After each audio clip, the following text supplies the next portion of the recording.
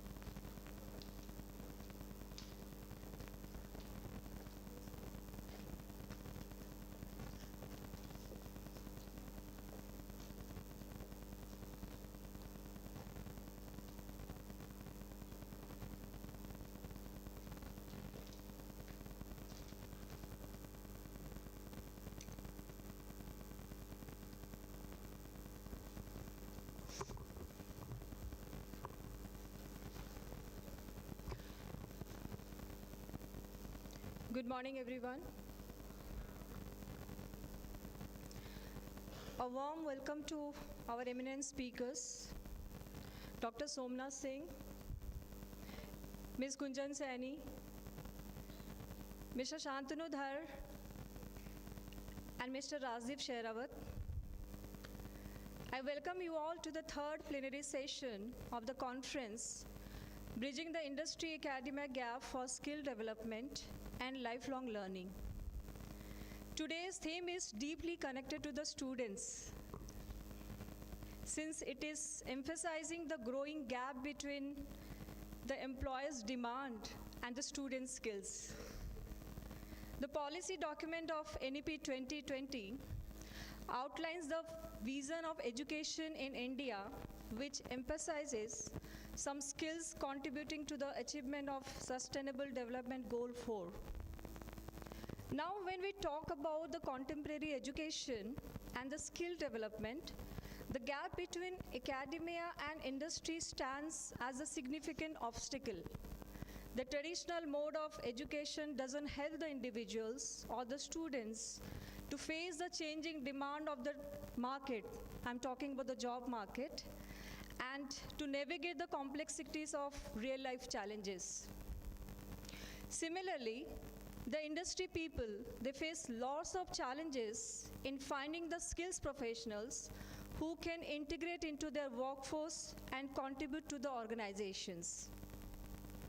Without taking much time, let me invite our industry speakers to talk about some relevant aspects of this industry-academia collaborations, professional development programs, soft skills development, digital and technological integration, and lifelong learning.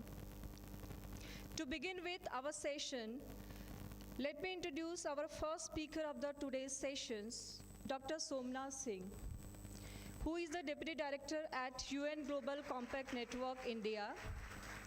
He is a distinguished development professional with over 23 years of experience across various sectors, including government, corporate, academia, and the UN system.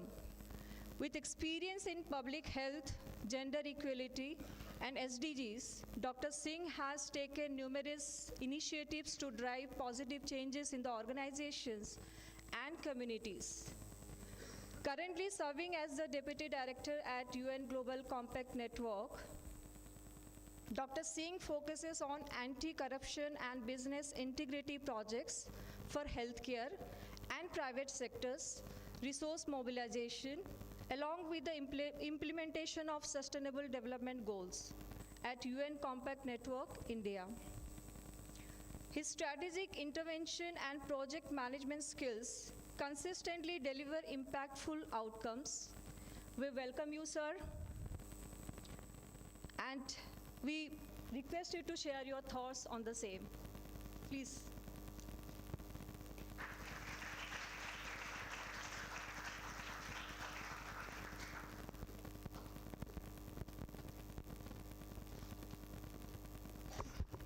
Thank you, Dr. Shamli, and thank you, everyone, my co-panelists. Good morning. I have been invited here to discuss an UN initiative of PRME, because these days we are just giving focus on training our upcoming or forthcoming generation who are going to be manager, who are going to tackle the challenges in the corporate sector and business sectors. So for that purpose, I am here to just share something with you. What is UN perspective, their goals to enhance management education, and how we can just make responsible this education across the country. So we have a brief presentation for you so that you can get an idea how we can just make ourselves a responsible and ethical business manager. So please.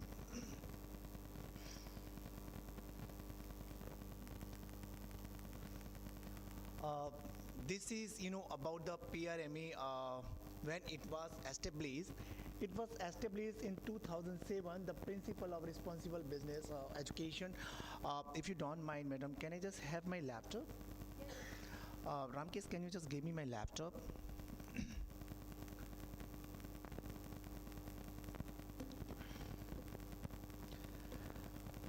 So today, lots of things are there to discuss with you, and definitely in future you can make yourself a responsible manager.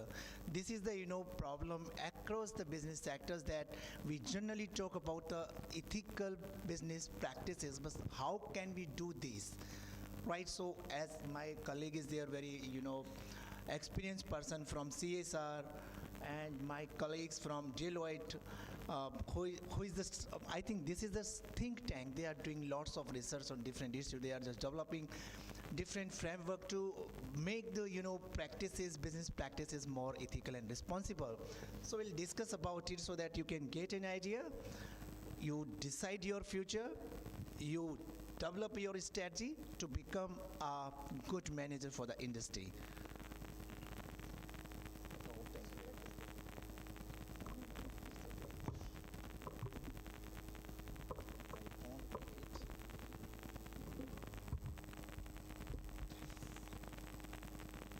Just give me few seconds, please.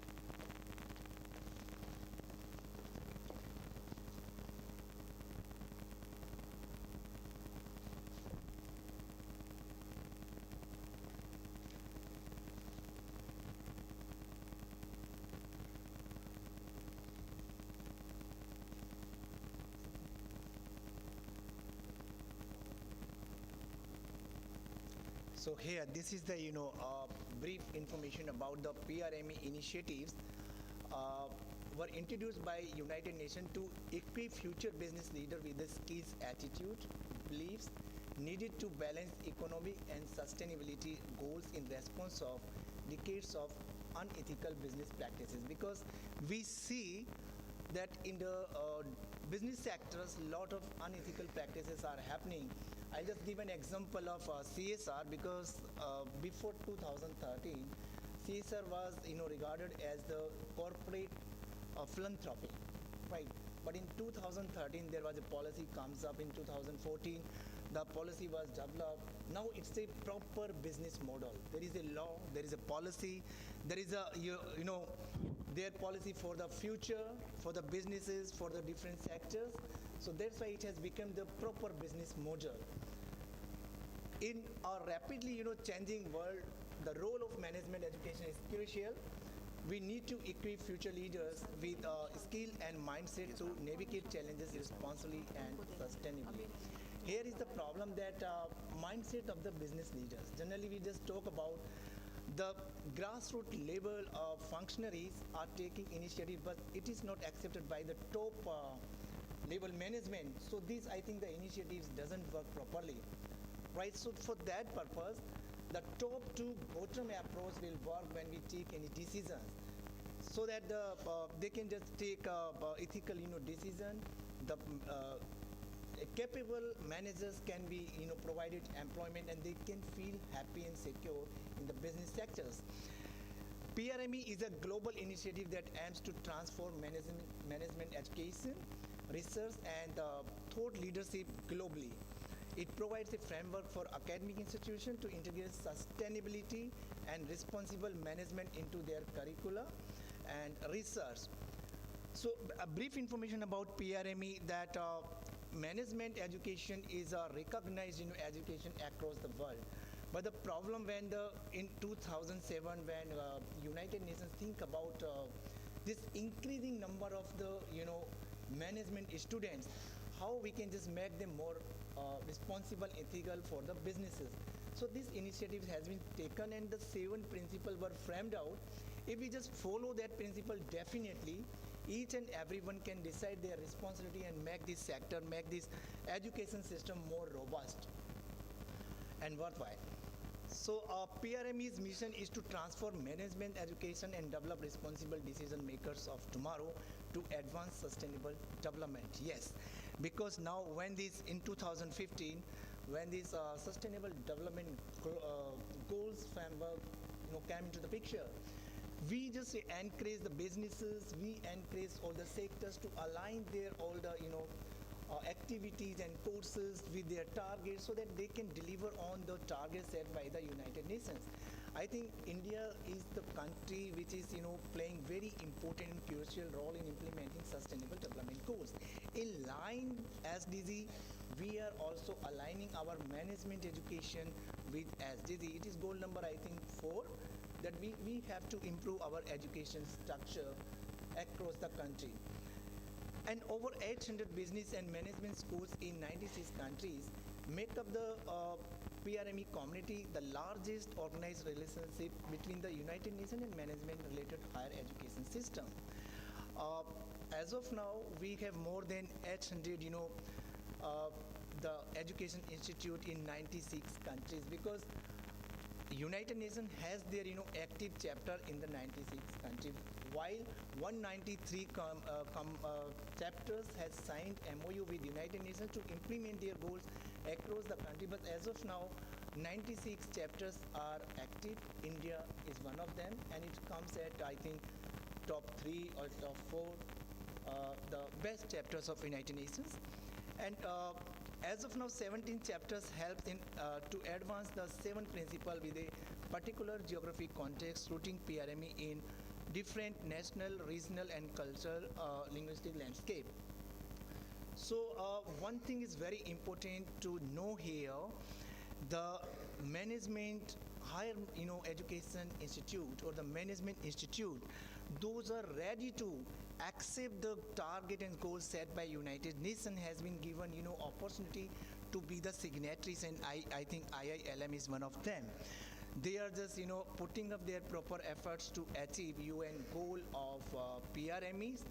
So you are lucky that you are being admitted here and you are just doing your management course here. So PRME community and focus. The structure, the planning is very much structured here. Each and everyone involved in the management education has been given some responsibility which they have to play seriously. Only 3 things we talk about here. One is the student, one is the faculty, and the dean. So faculty always comes first. When this PRME principle, we discuss about its futures, how we can just train our managers. So faculties need to be take serious role, take ownership to design the things, design the curriculum in line with UN agenda and their targets.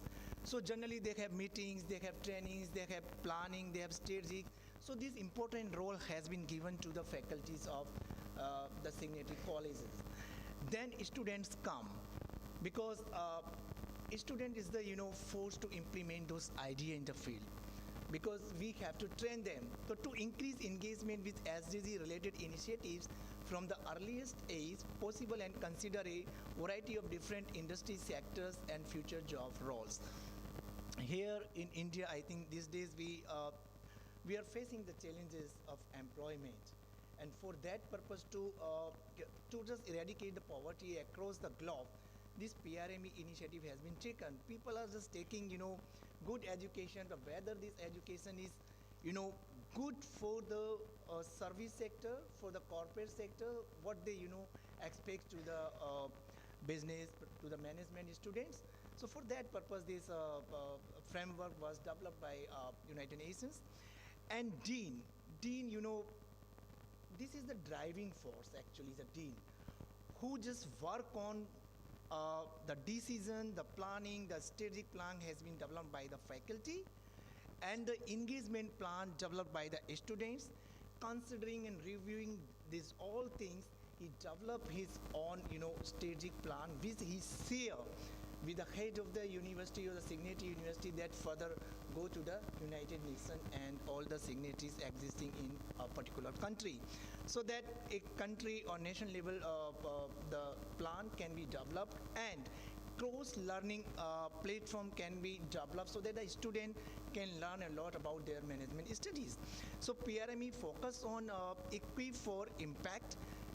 It creates opportunity and tools to transform teaching and learning in business and management education. To be very honest, please keep it in your mind. exchange knowledge. It is the biggest challenge that if you are studying in a college, until unless you exchange your knowledge, you can't learn. If you think yourself you're the perfect one, that is the wrong concept in your mind. So exchanging your thought, your knowledge with others, I think will make more sense for each of the student, every faculty, as well as the dean. So what we suggest that definitely we should give exposure to the student to other university in other countries. We have to have a steering committee meeting of the faculties so that they can exchange their ideas, the plan they develop. Similarly, the dean also should have their periodical meeting with the other signatories, higher education institutes, so that it can work together for the country. And the next is make measurable progress, because until unless we have a plan to measure our achievements, the activities that are being carried out by an institution, we can't say that we are just progressing in the line as we just said for the development of the students. So periodical measuring the performance, the status, the progress of our ideas, of our programs is very much possible, very much important for all the higher education institutes. Community, connect with the community. Community means, can you just say, under PRME only three things we call it community. One, faculty, students and dean, and the fourth one is the community, is the service sector, corporate sectors, right? So we have to keep in our mind when these three major community works together, then they go to the service sector or the corporate sectors to place their student, to provide them in-hand exposure. So this is very much important to really connect with the community. Advantage of PRME chapter is, at this point, PRME chapters have a steering committee meeting, because this is very structured platform. Until unless they do not have steering committee, they can't assess the performance what they are doing for the student, for the management education. So these faculties means dean, the lecturer, the professor, as well as the student. So they have steering committee. They share their ideas. They even they develop their strategy, whatever they are going to do in future. They share with other education signatories. So this is very structured platform. Steering committee is there to assess their progress periodically. As per PRME strategy plan 2022-25, the objectives are increase the visibility of PRME and its signatories in India. And it has become responsibilities not only the dean, not only the faculty, but the student also. Because until unless you are just sharing your things with your friends, your circle, so they will not understand the importance of PRME for them. And engage all PRME signatories and provide a platform for dialogue, learning and action on responsible management and leadership education. This responsibility has become, comes to the soldier of the director, the dean of the institutes. So they can provide, they can arrange dialogue, they can arrange knowledge sharing with the different signatories institutes. So it has become the prime responsibility for them, so that they can bring something to their own institutes. Adopt the 7 principles of PRME into the local context and develop and promote activities. In the local context, suppose that this is IILM. I know the capabilities, strength of my students. So in that line, we generally develop the strategy that how we can make them possible, the students, to adopt that strategy for their futures. And value proposition, one more thing, the mainstream the SDG in the curriculum, research and action and engagement. Sustainable development goal is a framework which covers all the development activities for all the sector, whether it is education sector, is it agriculture sector, health sectors. So we have to mainstream SDG in all our planning, because as an institution, as a UN chapters, we have to show our progress to them through our annual reporting.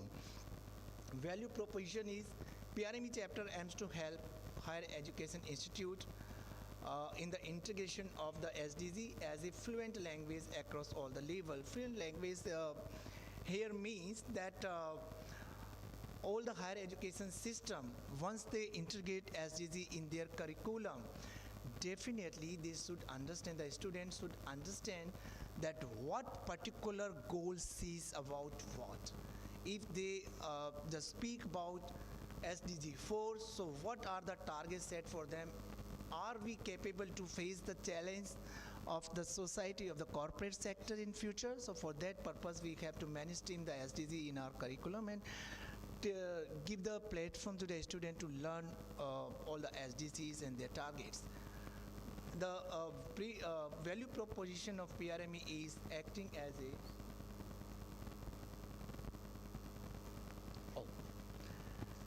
I think time is very short, so let's move.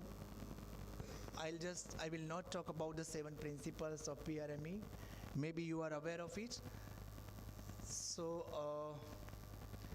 we'll just talk about industry academic gap, because we have people from industry here, and I am from the UN system and academies here. So major gap is there's a huge gap between the academia imparts to the students and what industry expects from young employees. The debate is an ongoing one with no consensus inside. The skill gap. Students often lack technical and soft skills, as finishing schools do not cater to skill development adequately. Madam, if I can take 2 or 3 minutes extra, that is okay with you? So I want to know the soft skill. How many students know about the soft skill? What are the soft skill? Can anyone respond on my question? What is the soft skill?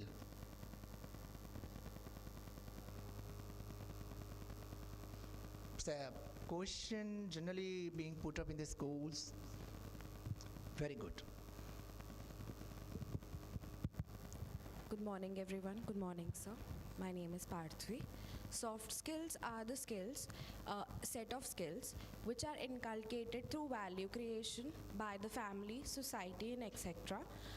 They are character skills and soft skills such as communication, empathy, which are developed through curriculum and through value chain system. Perfect. Can you just name?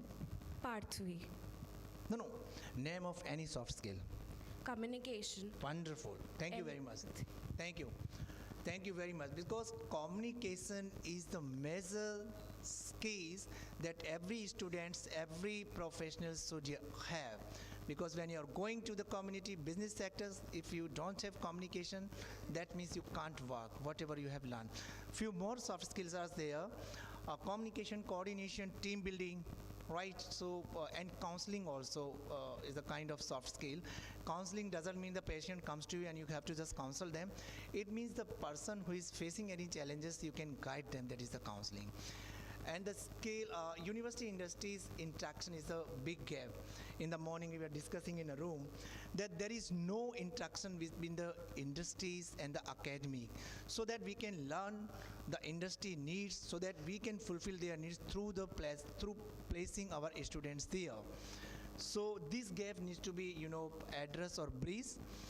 And the performance and employment gaps. Performance and employment gaps generally comes when the faculties and the colleges are not aware of the students' capabilities. They have to train the student in line with the demand or need of the business sectors. Then they can easily get the employment.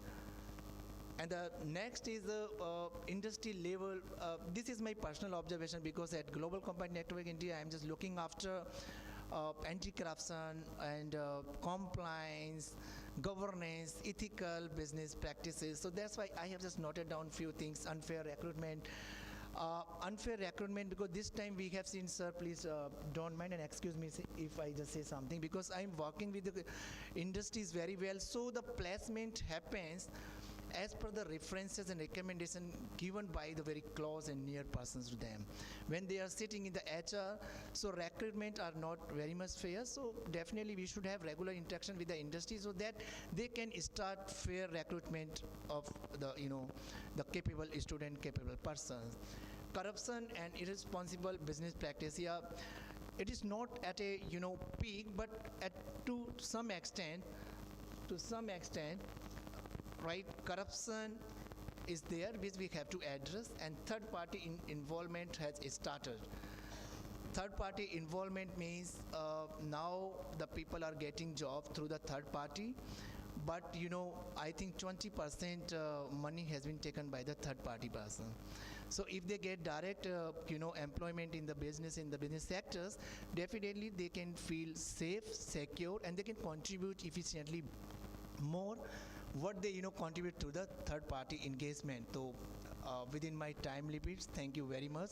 If you have any question, you can put up any question to me. I would be happy to just respond to your question.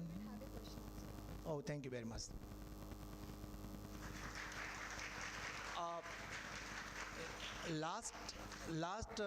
But this is for you, because first time UN Global Company Network India is just organizing first ESG summit, global summit on ESG advancement. So all of you are invited there. You please take the the registration link here. You can register yourself and please come. We welcome you all there. Thank you. On 5th March. Thank you.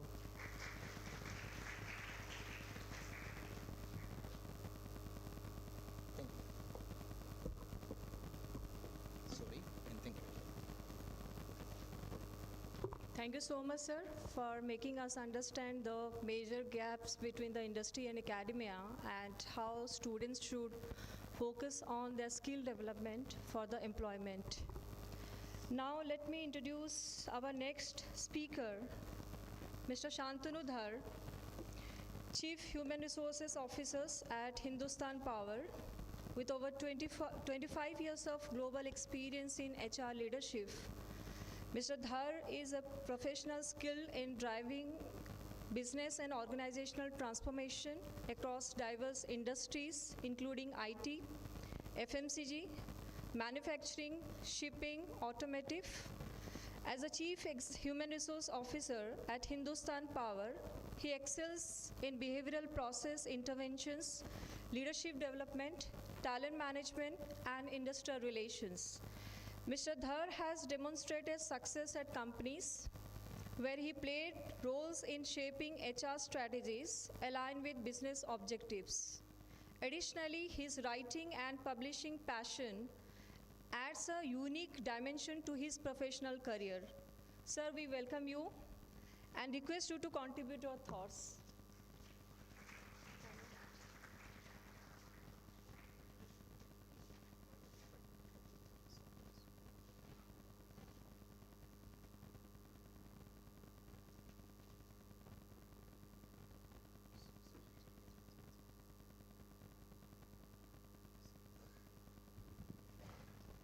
Hi, good morning. So let's make this interactive, right? You are young people, and people like me, we are old people. So there's a gap already, right? We're supposed to discuss industry and skill gap. So I've got 15 minutes, Dr. Satpathy. Yeah. So will you just tell me when I have 5 minutes left? That's very kind. So we're here to talk about the gap, and a gap already exists, right? I'm 55, and you guys would be what, in your 20s, right? And so there's already like a 20-year, 20 plus year, 2 decades gap already which exists. And we're talking about the industry and academia gap, right? What do you think is the main gap between industry and academia?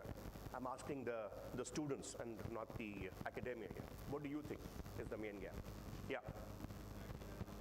Practical knowledge, excellent. Somebody else, what do you think? Yeah. Sorry? Real-time experience, very good. What else? Can't hear you? Can you put up your hand? Yeah.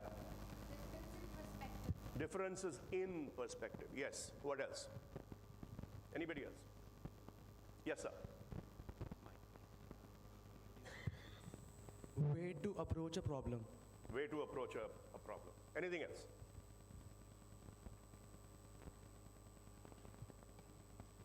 You're a young man, come on, speak up. You don't need the mic. So skill sets. Skill sets, okay. Anything else? Okay, none of you are wrong. But if we really have to address it, we need to go to the bottom of it, right? To the bottom of it. Today, all of us together, we're going to learn a few things. Now, I come from a background where I have been running management trainee programs, and I've been running graduate engineer trainee programs since the year 2000. When I was at HCL Tech, I was the first recruiter to go to ISB in Hyderabad. So from 2000 onwards, I've been recruiting from ISB, from IIM Ahmedabad, IIM Kolkata, IIM Bangalore, IIT Kharagpur, IIT Kanpur, right? And just yesterday, I was at NDIM, I was recruiting students over there. I will be interviewing some of the students from here on Monday. I went to Amity 2 days ago to interview students there. So I've been running management trainee programs since 2000, right? And I do see that there is a gap, yes. But to address that gap, right? First, let's understand what do we do at the workplace. Now, a person like me as a CHRO, I am tasked by the company to develop a management trainee program that can quickly make the management students, especially if they are freshers whom we hire, ready for the workplace, to become productive. Why is that? Because let's talk about the investment. If I am hiring an average management students at 6.5 lakhs, or if I'm hiring, say, from the top universities, then you're paying much more, say 20, 25 lakhs, etc., and all of that. And if I cannot make that particular student productive within 6 to 8 months, what is the cost which I'm incurring? Right? Let's say 10 months, average management trainee program. 10 into, let's say, take an average salary of around 11 lakhs. Right? What's the cost? 10 into 11? What's the cost? 10 into 11, 10 months into 11 lakhs. What's the cost? Sorry? It's more than 1 crore, right? Right? So you're talking about, if you're talking about, I am hiring 10 students at around 10 lakhs average, right? And if it takes 10 months to actually develop them, okay? Not only is there a salary component of it, you may be spending around a crore on salaries, but there is something called landed cost. What's a landed cost? Anybody has any idea what's a landed cost? Okay. The landed cost is the cost, other than salary, of keeping an employee. So it means that the cost of the building, the cost of the food, the cost of the AC, the cost of the space that they occupy, the laptop, the furniture, the travel, etc. Right? So when you take landed cost, sometimes it's 1:1. So you're talking about 10 students may actually cost a company 2 to 3 crores of non-productive time of around 10 months in actually engaging with them and making them productive. Right? So the pressure is on HR. Can you make them productive within 6 months? Can you make them productive within 4 months? So that's what business wants from us. But to do that, we have to act. We have to, the closing of the gap, the onus is put on the industry and not on the academia. Okay? Why is that? One of the main reasons is because there's not much interaction in India. I mean, I went to Pittsburgh to get my master's in HR. At least once a week, we would be interacting with people from the industry. Our professors would be constantly doing research programs and other programs with industry people, right? In India, it is lesser, unless you go to the IIMs, etc., and accelerate symbiosis to a certain extent. But addressing that gap and what you can do, okay, to address that particular gap is what I will address now in the next 10 minutes. I have 10 minutes now? Yeah, okay. So to do that, let's ask one simple question. What is the only thing that occurs at the workplace? The only thing that occurs at the workplace, the only thing. What is it? It's very simple, actually. It's not intellectual at all. And this question is for everybody. It's for the professors here too. Yes? Sorry? No. I'm saying, what is the only thing that occurs at the workplace? Yes, ma'am. Value creation. That's an outcome. I'm talking about occurrence. What is the only thing that occurs at the workplace? That's an outcome. Collaboration hardly ever occurs at the workplace. And I'll explain to you why. Yeah. Sorry? That's an outcome. It's a very simple answer. What is the only thing that occurs at the workplace? Yeah? Outcome.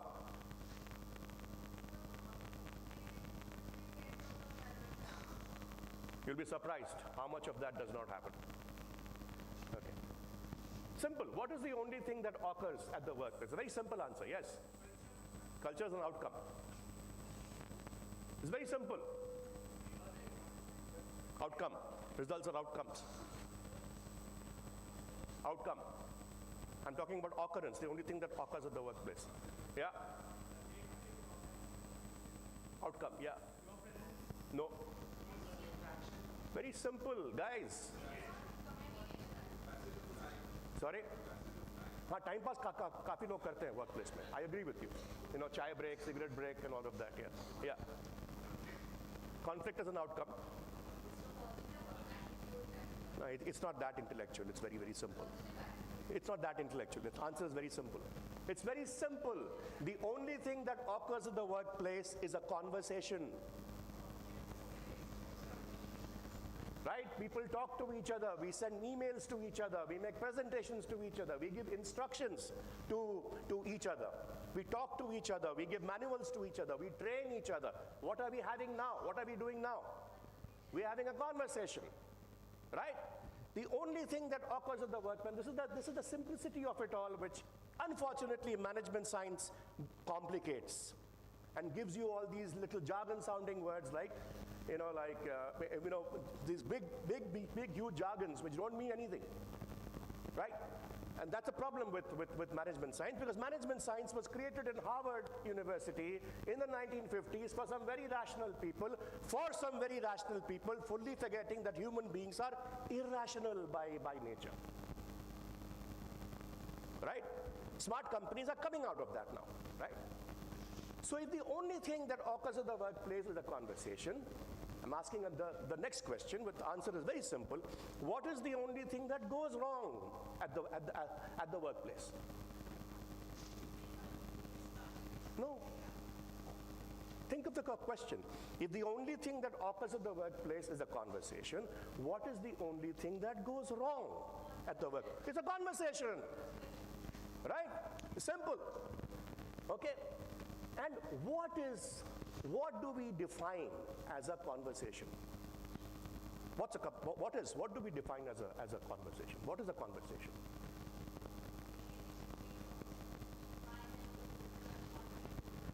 Sorry? Just two individuals? I'm interacting now with how many people? Sorry? Yes, you're very right. What's your name? Akshara.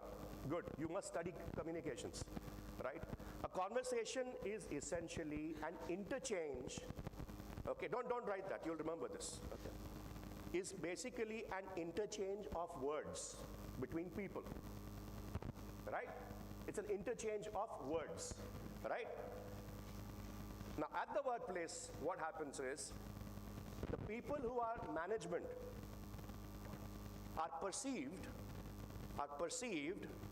as these employment providers, these very powerful people, etc. Why? Because actually management hierarchy essentially has come from monarchy. Like the king would be there, he would have his ministers would have, so same way. You have a CEO, you have a board, you have the HODs and underneath and all of that. So therefore, whatever management speaks, Everybody hangs on to them and they make meanings out of that. Right? There's a lot of meaning. You say, good morning, sir, and the guy says, good morning. Arey, he didn't say good morning properly to me. Is he upset at me? Is he angry at me? Is he what? Right? These kind of thoughts keep going in the mind, right? And that's where the conversations break down, at the workplace, right? Now what happens is, every organization has a different culture. Now what is a culture? How much time do I have? 5 minutes. What is culture? What is culture? Anybody? Define culture. What is culture? Too intellectual. Very simple. Don't go in for jargon. Throw it away. Just take all the jargon you have learned and throw it in the dustbin. In the workplace, nobody uses jargon. Okay. What is culture? Very simple. No. Very simple. I gave you the answer before, right? Sorry? That's too intellectual. Simple. It's very simple, baat karo yaar. Simple, I'll give it to you. I don't have the time, so I'll give it to you. A culture is nothing but the quality of conversation that occurs in an organization. It's a quality of conversation. That's why organizations have values, right? They say integrity is a value, right? Respect for the individual is a value, okay?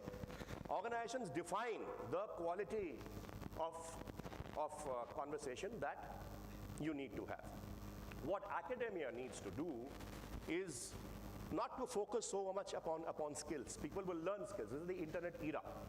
Okay, in my reading, in 50 years from now on, the MBA itself will become obsolete because people will learn everything that they want from the net. But the main thing is, can academia prepare students for that conversation that they are going to have at the workplace? It takes students on an average 1 year to 5 years to be able to decipher or understand the quality of conversation that goes around in an organization, right? So if you can work with that, people like me are very happy to come and help you build that quality of conversation by which you will be empowered and you will be ready faster than your peers in the industry. So the peer in the industry take 1 year, maybe you will take three to 6 months, and that is magic and that is a superpower, right?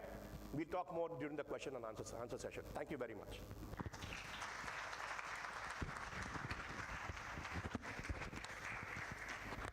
Thank you so much, sir, for giving us a bigger clarity on what is the expectation from the industry, from the MBA graduates. You also highlighted the role of the academia to make the students industry ready. Thank you so much for this thoughtful session. Moving to the next speaker of today's session, Ms. Gunjan Saini, Learning Partner at Institute INC, a professional with over 15 years of work experience in learning and development and project management. Currently, she excels in executing large-scale projects and fostering a culture of learning. Ms. Saini is known for her visionary leadership and passion for developing outcome-driven strategies. She has a strong background in training and development, including training needs analysis, development and digital learning methods. She is also actively involved in supporting diversity and inclusion initiatives and devoting her time for community activities. We welcome you, ma'am.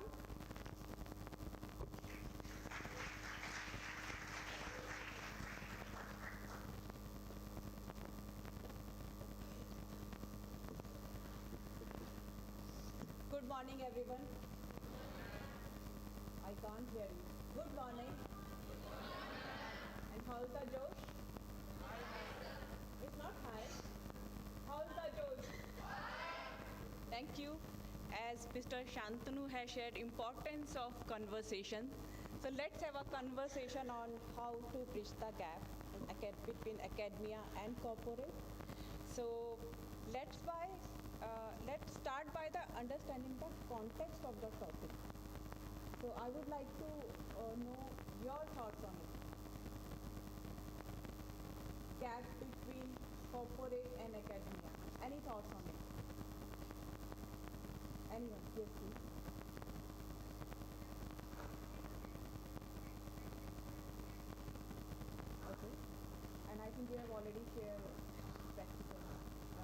Anyone else? Anyone else? Anyone?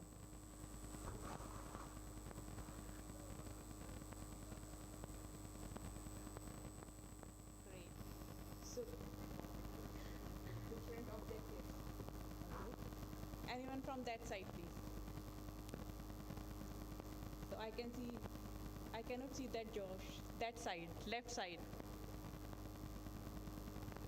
Any thought on it? Nothing from your side? Where is the gap? Your thoughts on it?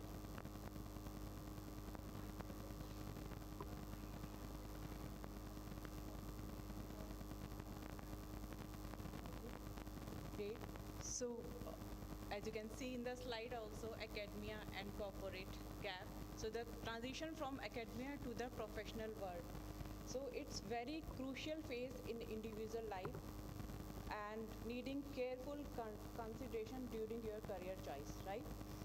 And there is a difference between the knowledge you hold and the knowledge is acquired by the organization, what exactly they are looking for and which type of knowledge you are holding right now. So the industry academia gap refers to the difference between the skills, as you have mentioned, and the knowledge acquired through formal education and the practical requirement of the job, your question. So I would like to share the statement of the problem. Where is the problem?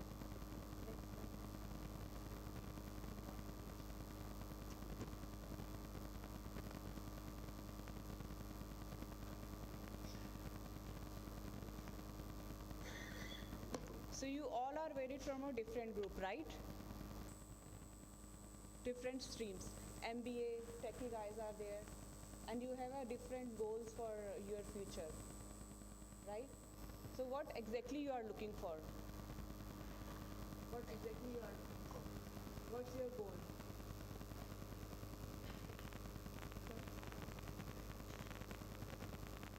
To secure the placement. Okay. And to secure a better life and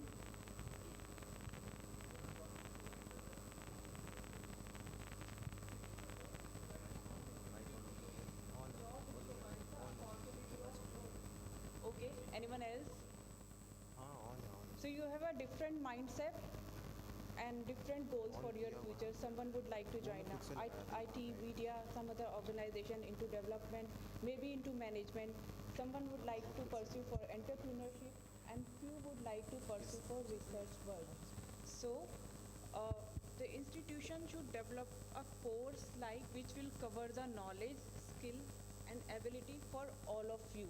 So it is very important to cover the KSA so that every student would aware about the industry scenario, whatever is going on right now in the market and what exactly employer they are looking for, which type of skill set they are looking for, because there is a huge gap, as I mentioned, the knowledge you hold and what we are looking for. So this is a problem statement and employer is very much interested. We are looking for a people who are out of the box, team player, innovative, imaginative and self-confident. So these are the KRAs. So academia should consider KRAs to developing any course. So that would be really helpful for all the students and for the corporates also. And what are the gaps between academia and industry, which I would like to share. So curriculum of university are not as per the industry standards. So any thoughts on it? So I am sure you are a management student and techie also, so I would like to know your thoughts about it. Can you see any gap? Yes, please.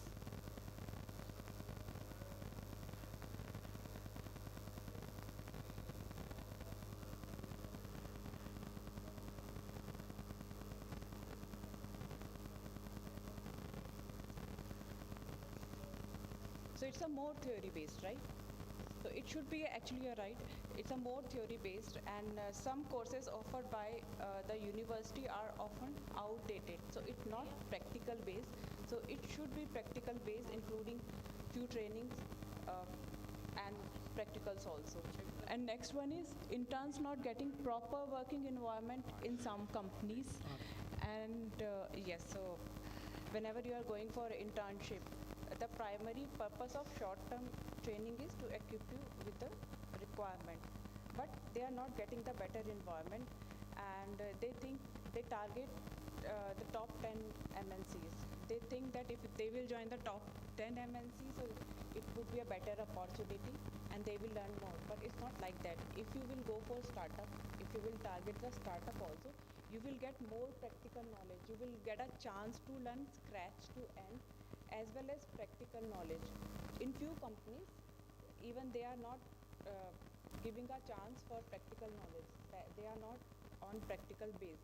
But yes, startups are a really, really good idea to think about it. I'm not saying do not target top 10 MNCs and brand name, you can, but startups are a good idea nowadays if you would like to have a grasp for deep knowledge and practical knowledge. You will get a scratch to and each and every step, and it would be a really learning opportunity for you that will be really good for your career. Another one is faculty lacking industrial exposure and process of evaluation. So here I would like to mention here the process of evaluating the student in university is on grade basis, but in corporate it's on performance basis. On your skill set basis, whatever you are performing, it is on purely on performance base. So it's about performance base and on your grade base. So skill gap or performance gap definitely would be there. So because student lack technical skills as well as soft skills also. If you have a good knowledge and you are expert on technical skills, you are techie, so soft skills are equally important nowadays. So your communication skills, problem solving skills, analytical skills, business skills should be great, and it is as equal important to as your technical skills. So it is really, really important, and sometimes it affects your performance. If you are a good techie but you are lacking on your soft skills, so there will be a huge gap. Absence of industry university interaction, so it is really important because sometimes university they are reaching out to corporates before interview and during their interview process, and they are scheduling guest lectures and they are reaching out to us during their for internships. But I would suggest if they will reach out to initially first year of for their first year students also, so that they will also get a idea about the industry scenario and the processes also. I'm using this. And people are not seriously involved, that's my opinion, to updating the curriculum of academia nowadays, because they are very busy in meeting their own deadlines. In various projects, they are involved in various projects, sometimes they are traveling. So there are where academia falls short. So if they will reach out to the corporates on time, and it should be pre-planned, so that we can also help them to update their curriculum as per the current scenario.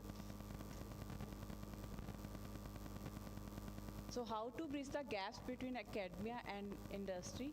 As I mentioned, prioritize curriculum alignment and fostering industry-academia partnership.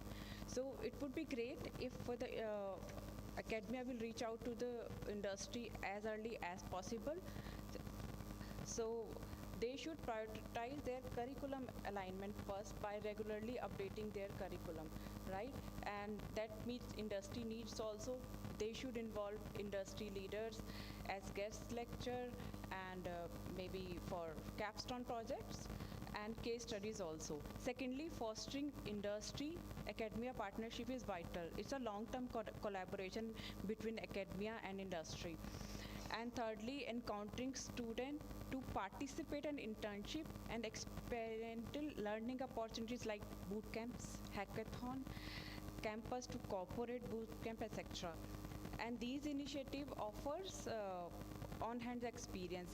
And I would suggest you should also join webinar and seminar virtually, and in person is always great. So it will give you to meet industry expert during seminar, and it will be a definitely great learning opportunity for all of you, and you will get a chance to know about the industry's expert thoughts, their industry, what's going on, and understanding about the IT industry and any other industry.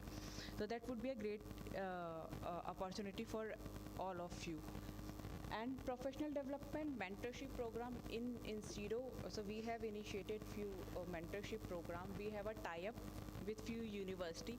So we are going for guest lectures, and for our cybersecurity expert leads, they are going for that session, and they are involved in their curriculum development also. And we are providing, as I mentioned, internship and college to campus visit. If we are hiring someone, so we are giving them opportunity before joining our campus to see the campus and understand the organization, our culture also. So it would be a great opportunity for everyone. Networking is really, really important. So guys, please do that, and you will get a lots of networking events on Google. So join that. That will be really helpful. And I'm sure all of you are there on Insta. Are you there on Insta? So it's again good opportunity. I'm not sure you are aware about it or not. So Calm Down is also there, but there are networking event which is there on Instagram page also. So you have to follow that events and networking. So you will get exposure of that. So Instagram is not like LinkedIn, but yes, there are multiple opportunity for startups, entrepreneurs, networking events, webinars. Multiple stuffs are there on Instagram, so you have to work on it. So that will be really helpful for your future and career. So lastly, both academia and industry should promote this concept of continuous learning. I am from learning and development team, so I will promote learning, skilling and upskilling, and it's a lifelong education, and emphasize the importance of upskilling and reskilling. As I mentioned, will enable individual, all the students to adapt to changing industry demand throughout their careers. Thank you.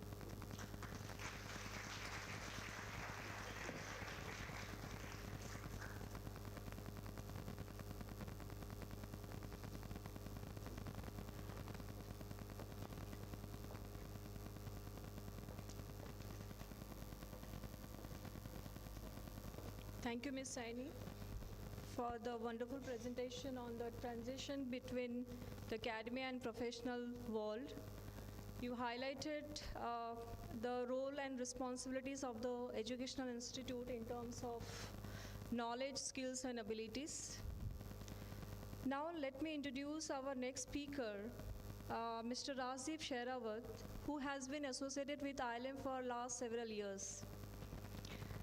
Mr. Sherawat is presently working as the Executive Director at Deloitte Touche Tohmatsu, India LLP. Mr. Rajiv Sherawat is a highly experienced professional with 26 years of global experience in both public and private sectors, with a track record of leadership in Indian government, including the Prime Minister's office, and extensive engagement with senior policy makers worldwide. He specializes in public policy formulation and digital technology implementation. Mr. Sherawat is skilled in managing cross-cultural teams and has cultivated strong business portfolios in key global markets. Sir has previously held roles including tax technology leaders at Deloitte and head of international business and strategic initiatives at TCS. He is also a seasoned speaker, media spokesperson, and a published author. So let us welcome him for the session. Sir, please, session is over to you.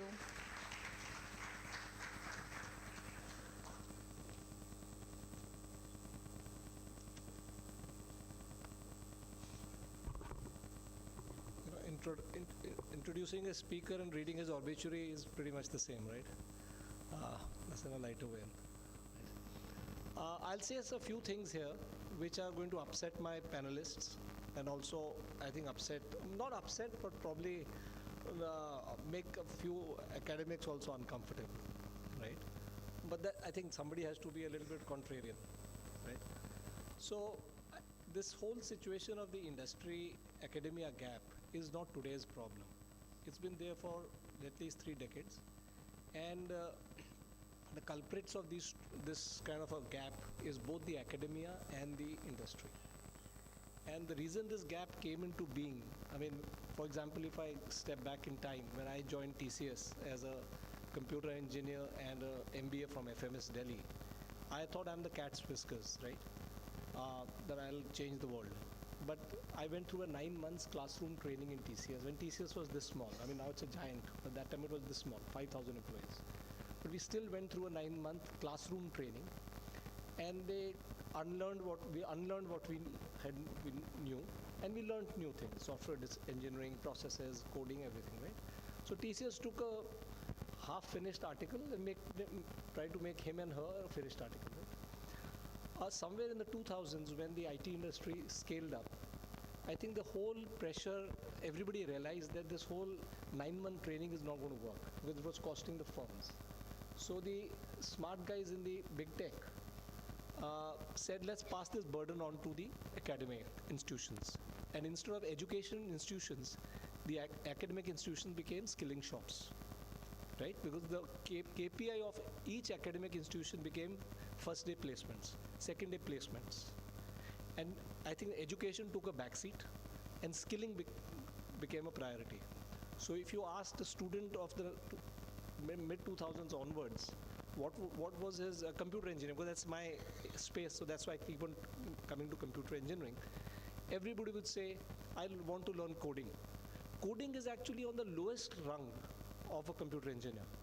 You need to understand the fundamental concept. So I think the education took a backseat, and the academic institutions also surrendered to this, because if they didn't have first-day placements from TCS and Infosys, the IT giants, their institution standings took a beating.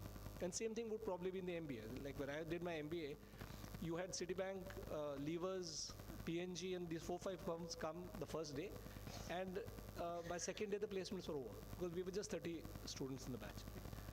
So I think the whole concept of the education transitioning to skilling became very detrimental to the whole education framework, right? So today, if you ask the young students, I mean, I was hearing some questions were being tossed about. It all was about the job, right? The job is important, and please don't be into this myopia that just because you smile and you talk well, I will hire you. I may not hire you for your ability to write Python code, but I will definitely look for problem-solving abilities, right? The art of communication is important, but problem-solving and attitude is more important, right? I can teach you any skill. Yeah? I've learned dozens of languages in my 28-year career. It's no big deal. Once you learn one language, you can learn any other language. I'm coding languages, not verbal. So that's the first thing. And now, how do you bridge this gap?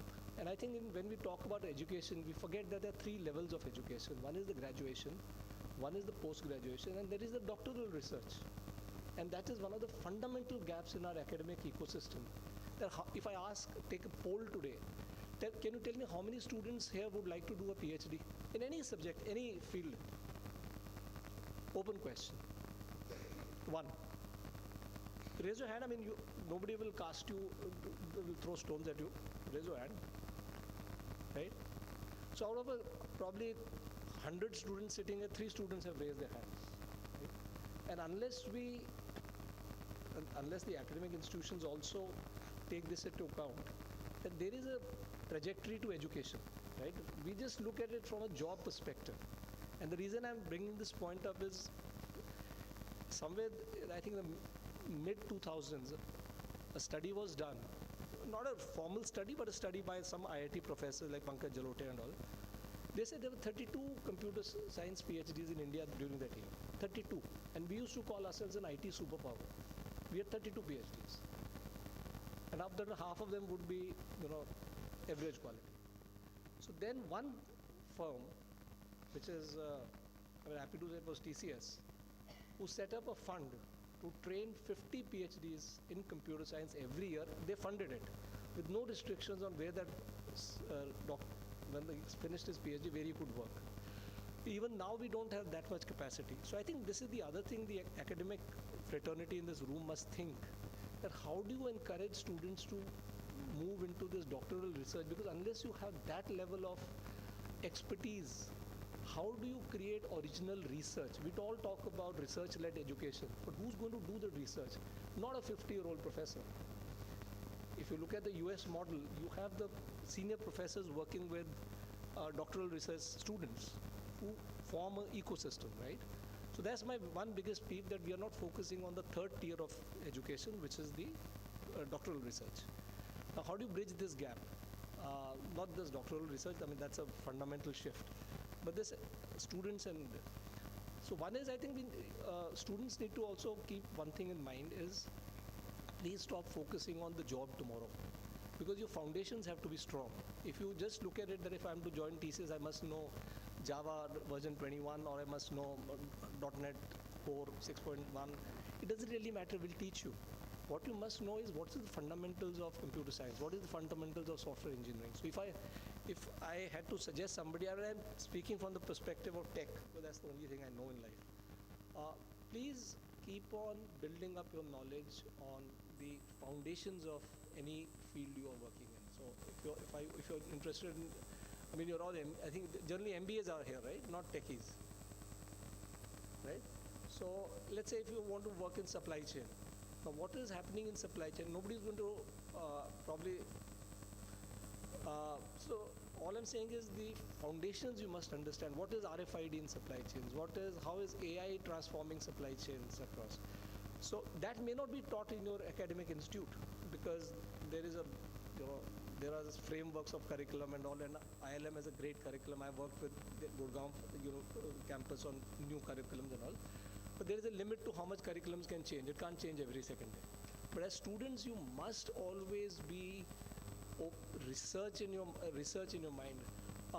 You guys, after all, I mean, this is one of my pet peeves, that when you get together in the evenings, right? You all get together, you talk about various things, right? Politics, this, etc. Can you guys form small groups among yourself and write white papers or research papers, whatever, right? Maybe your teachers will not tell you, but why don't you get together and do this? So the point I'm making is your awareness, your ability to think through, your ability to problem solve is the fundamental things I would look at if I came to hire you. I won't be bothered whether you knew an algorithm or you, because that I can teach you. But I can't teach you attitude. I can't teach you how to solve a problem. Right? So if I ask you how many diabetic patients are there in India? Now, this is not a trick question. Right? But there is a way to arrive at a number. So I'm not looking at the right answer.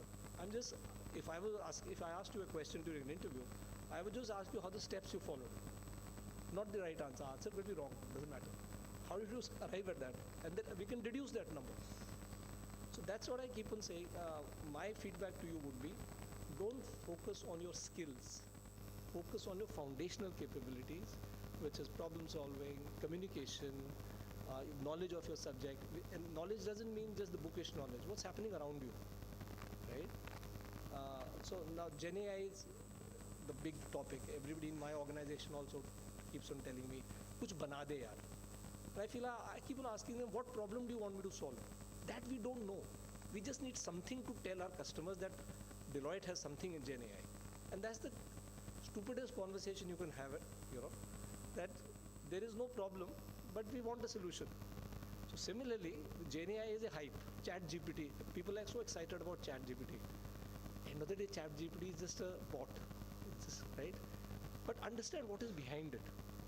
There's a plethora of information that will keep you one step ahead. Not how to create a large language model. What is a large language model? Right? So that's and that's nothing to do with whether you're an MBA or you're an English graduate or even any field is going to get disrupted. But your understanding of why it is getting disrupted is more important. then beating your chest and say, oh, it's getting disrupted, oh, I will not have a job, oh, I will. So my limited feedback is that please step outside the confines of today, start looking what you want to do 5 years down the line, and have the foundational skills to be ready for that. Because the job you are looking for today may not exist in 2 years, right? So 5 years back we talked about marketing managers. Today we don't have marketing managers in Deloitte. We have evangelists, we have eminence builders, all that fancy titles. But they are not marketing managers, right? And I'm talking only from Deloitte. Maybe other companies have it, I don't know, right? Soon basic coding will disappear. AI will generate code for you, but you will need senior software engineers to edit the code, right? Prompt engineering is a new field. So the world is changing, so your foundational skills have to be very strong. And my request to academia is also that please encourage your students to do research. And I'm not saying write some new to the world research. Present papers. Any topic. I mean, there's so many topics happening. We talk about poverty alleviation. Anything you want. Just give them topics. Make them stand in front of the class. Make them present.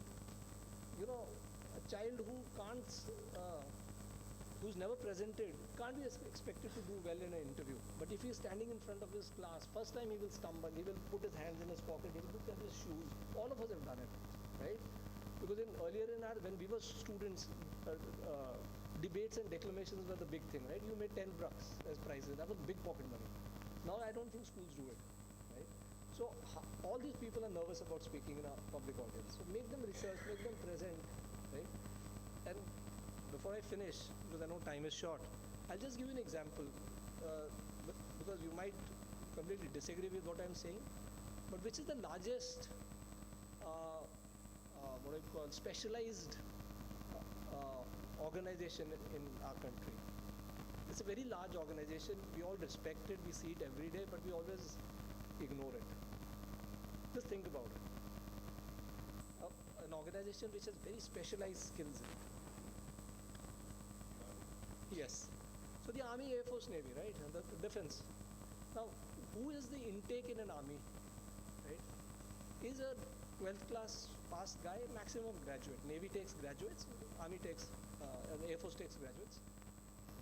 They take a raw guy from the village. We are all urban. He's a village. He's from a village. The only thing he has is a good fitness level. That's it. But within a couple of years, they make him run a 70-ton tank. Or they take a graduate and he's flying a $30 million Sukhoi. So skills can be taught. Main thing is the attitude. Your average age must be 22 years old, right? We are all youngsters. A 22-year-old lieutenant is commanding a 20-man platoon and taking him into battle. So somebody has taught him the attitude, the skill, the capabilities, right? So skills can be taught. Don't worry about the skills. You may not get a great job today, but if your foundations are strong, you understand, again, my pet subject, computer engineering. If you understand how the transistor communicates with the next transistor on that little chip, that's more important than writing Python code, believe me. Yes, everything will follow. So sorry if I ruffled feathers, but that's the reality I believe in, right? There's too much band-aids, but nobody's looking at the surgical options. So you must look at the surgical options and be ready, because the job you are aiming for today may not exist in 2 years. And believe me, it won't. So you have to be ready for the next 5 years. Thank you.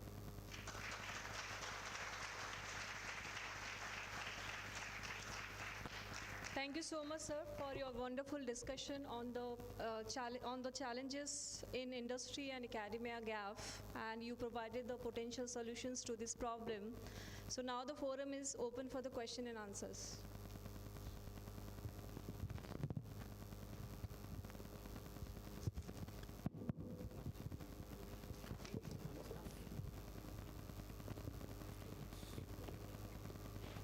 If any question, please raise. Good morning, sir. Good morning, sir. My name is Priyanshi Singh. I want to ask question to Somnath, sir. So you talked about the soft skills, that there is a gap between the soft skills and other things, but how can we overcome that gap? Very good. Thank you. Thank you very much. Can you sit down? Thank you, sir. Yeah. Thank you very much. how we can just overcome soft skill. First, you have to practice it. Mr. Santanu and sir has already talked about so many soft skill, right? So first you practice one by one soft skill. I'm just giving one example to you. That communication is the first soft skill that you have to show to the societies, to your teacher or businesses. So how will you do that? Unless you remove your hesitation, your fear of communicating things to other, so you can't, just get hold on soft skill. The first thing you have to practice is continuously. The second, the behavior of the people, attitude of the people. So you have to analyze yourself, assess yourself, that your whatever you are doing is not impacting others badly in bad manner. So I think you can analyze yourself before you are just, interacting or conversating with others. That is also very much required, right? The third one is the company you are selecting and for the discussion, for conversation, that you have to remember. You must have a very supportive team, very supportive, group, very supportive the persons whom you are interacting with them. So these 3 steps, if you just follow, definitely you can just, get soft skill. Ms. Gunjan has told you 3 things. This is very important, and you have to work on that KSA. If you are going to tackle the challenges in the industry, so first of all you have to enhance your knowledge, right? Then the second one is skills. Skills you have to enhance through different channels. Now there is a Google, you have lots of information there. You can enhance your knowledge.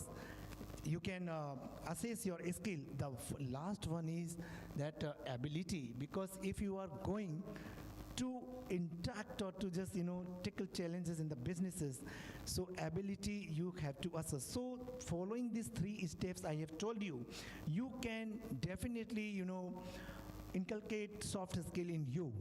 If once you are having good soft skill, definitely you can challenge the business sectors. Thank you very much.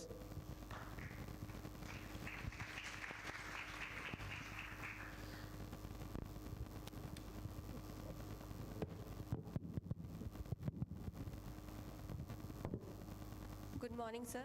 My name is Akshara. I have the question with Santanu, sir. Sir, you talked about that the people will learn the skills. Main thing is the conversation and the culture. Then how should the academia structure the curriculum and prioritize that things in the curriculum that we should get the conversation centered culture in an academic structure. Have more people like us interact with you. Call us more for seminars. Call us more for guest lectures. That's how it helps. Sir, seminar and webinar is okay, but that every seminar and every webinar should be same level of energetic and interactive. It is not possible. Then how to get that gap between that student? I don't have an answer for that. Thank you, sir.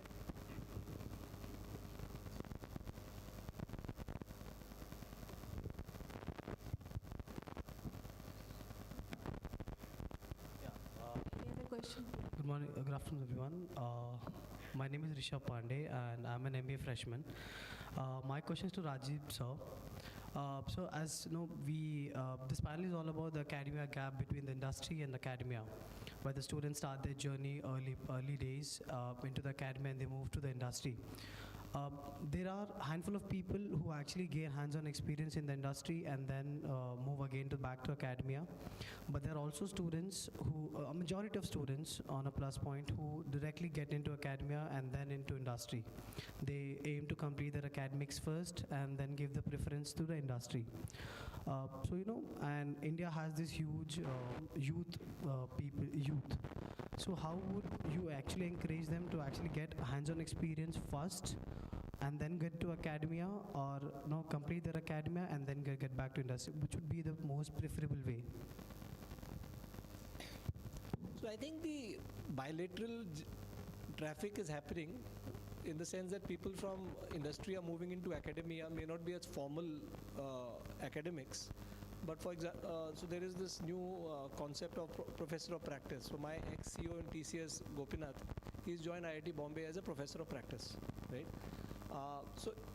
That reverse traffic is happening, that people from industry want to do something, and that something could be contributing to academia, right? I'm very keen to, once I retire from Deloitte, or I want to do something in academics. I still have my PhD half finished. I want to finish that and do something. Not that something I don't know. So that's one. So I think that traffic is happening. It's not a flood, but it's happening, right? The other way around, that you work in academia and then join industry as a student.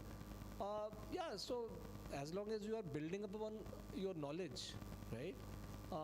There is no right or wrong. It all depends upon your aptitude, your attitude, and what you want to do. So that's why I keep on saying you must have a 5-year plan and then work backwards from the 5-year plan. That what is it I need to do to hit that 5 years? And every 5 years you need to reinvent, because the jobs will change, the requirements will change. The only thing which will not change is your ability to change, right? Yeah, so no easy answers. Ultimately, it's for my own daughter, for example, she finished a BA LLB. She worked for a year and a half, then she went to do her LLM. She finished her LLM, she's back, and she wants to now, after 4 or 5 years of working as a lawyer, she wants to go and do a PhD, because ultimately she wants to get into public advocacy. She's very clear. But ultimately, I want to get into public advocacy. So for that, I need a PhD. To do a PhD, I need the work-ex. I mean, she's young, but she's more structured in her life than I am, right? So yeah, so she has a plan. Now, whether it works out or not, I don't know. That's what I keep on saying. The 5-year plan is important. You can't live day to day. Kal job chahiye, after 6 months you get irritated, or somebody's offering you a higher job, you go. That's not a plan. That's just a joyride. Sorry, long answer to a short question. Sir, I have a question. Yeah, this will be the last question. So we have been talking about the industry-academia collaboration, right? So as a teacher, I have seen the students, they have very big expectations from the placement and for their career. So what would be your advice to the students, how they should improve their positive attitude when they are appearing for the interview processes? Because the expectations are bigger than their efforts. So that is the problem. So what would be your advice to the students? I mean, I think, like as Dr. Satya, there is no easy answer. For example, in the IT industry, the recruitments are plateauing, right? As compared to 22 and 21, after COVID, there was a pent-up demand. Everybody went crazy. Everybody hired at astronomical salaries. So I think that's plateauing.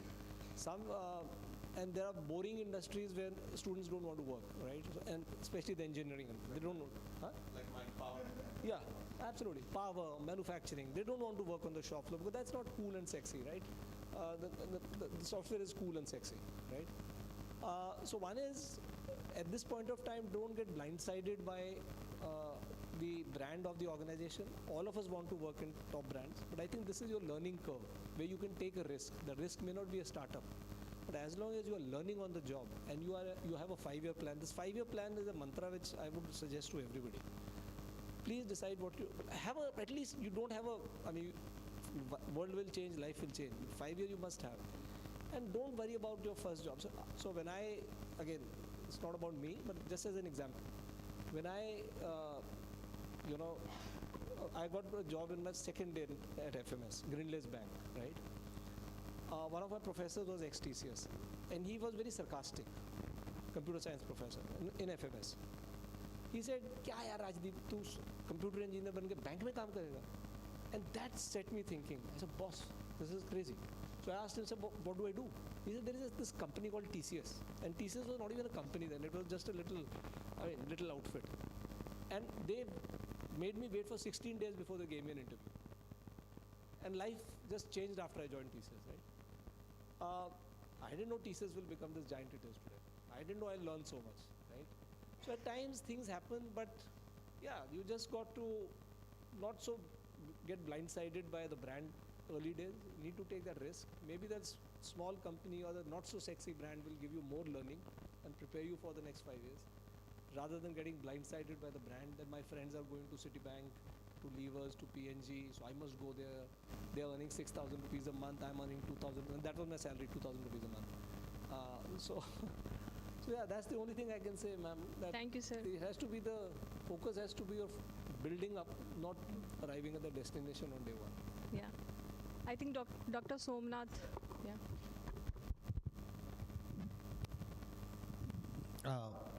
It is not a proper answer from my side, but I would like to suggest that girl sitting beside Dean sir. You were putting a question about conversation, malab, how we can just bridge the gap of conversation. As he rightly said, it is not up to us. Nobody can suggest you. It is you and your guide can decide, explore the platform, where and how you can bridge the gap of conversation. Whether it is dialogues, whether it is meetings, through webinar, through lot of platforms are there, you have to decide yourself to just explain your things. Where the scared of speaking or speech can be addressed. This is first thing. So, this way you can, bridge the gap of conversation and soft skill also. You have to decide. The next one is how we can integrate conversation in our academia curriculum, right? If it is really not mandatory but important for the business leaders or upcoming business manager, the faculties and the fraternity of academia, they will decide, they will develop the curriculum, they will easily integrate that important topic into as academia. I'll just give you one example, madam. I'm just looking after governance kind of thing, just culture of business integrity, how we can just promote and integrate in different sectors. Atmiya University, which is based down in Rajkot, I have developed few slides and the note on it. And they are going to integrate in their training curriculum, so that student can understand what is the integrity and how they should learn about the integrity. So this way, this is you and your guide teachers can easily do it.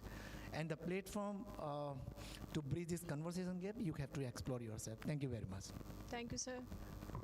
Now I request our Honorable Vice Chancellor, Dr. Taruna Gautam, Director, School of Management, Dr. Nihar Amankar, to present the token of gratitude to our honorable guest.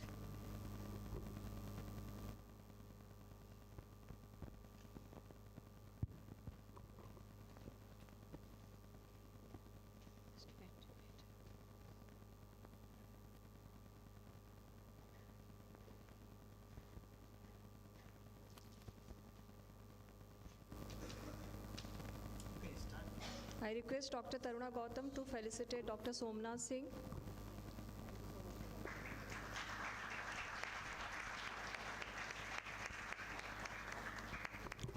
I request Dr. Nihar Amankar to felicitate Mr. Shantanu Dhar.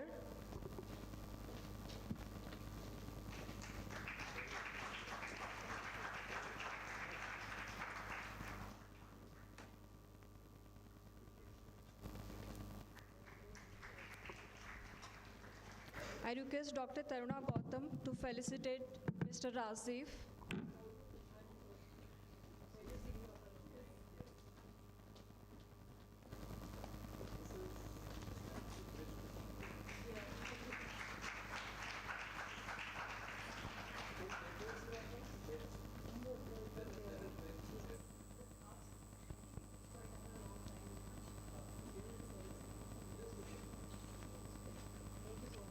I request Dr. Nehad to felicitate Ms. Saini.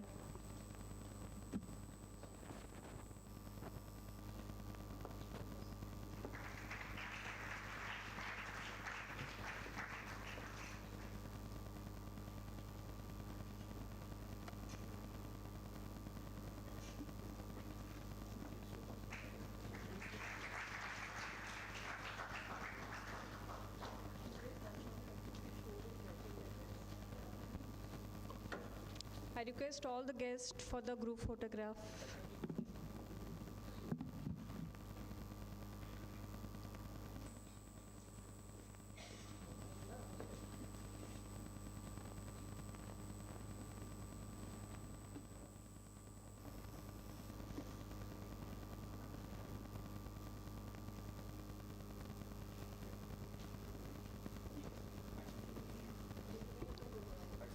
Thank you so much.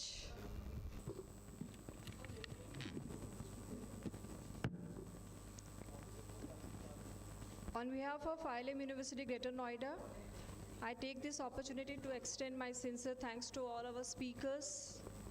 We are deeply indebted to Dr. Somnath Singh, Ms. Gunjan Saini, Mr. Shantanu Dhar, and Mr. Rajiv Sherawat for sharing your thoughts on responsibilities of all the stakeholders, educators, industry speakers, industry leaders, policy makers, and individuals in bridging the industry-academia gap. The inputs given by you are quite insightful and thought-provoking.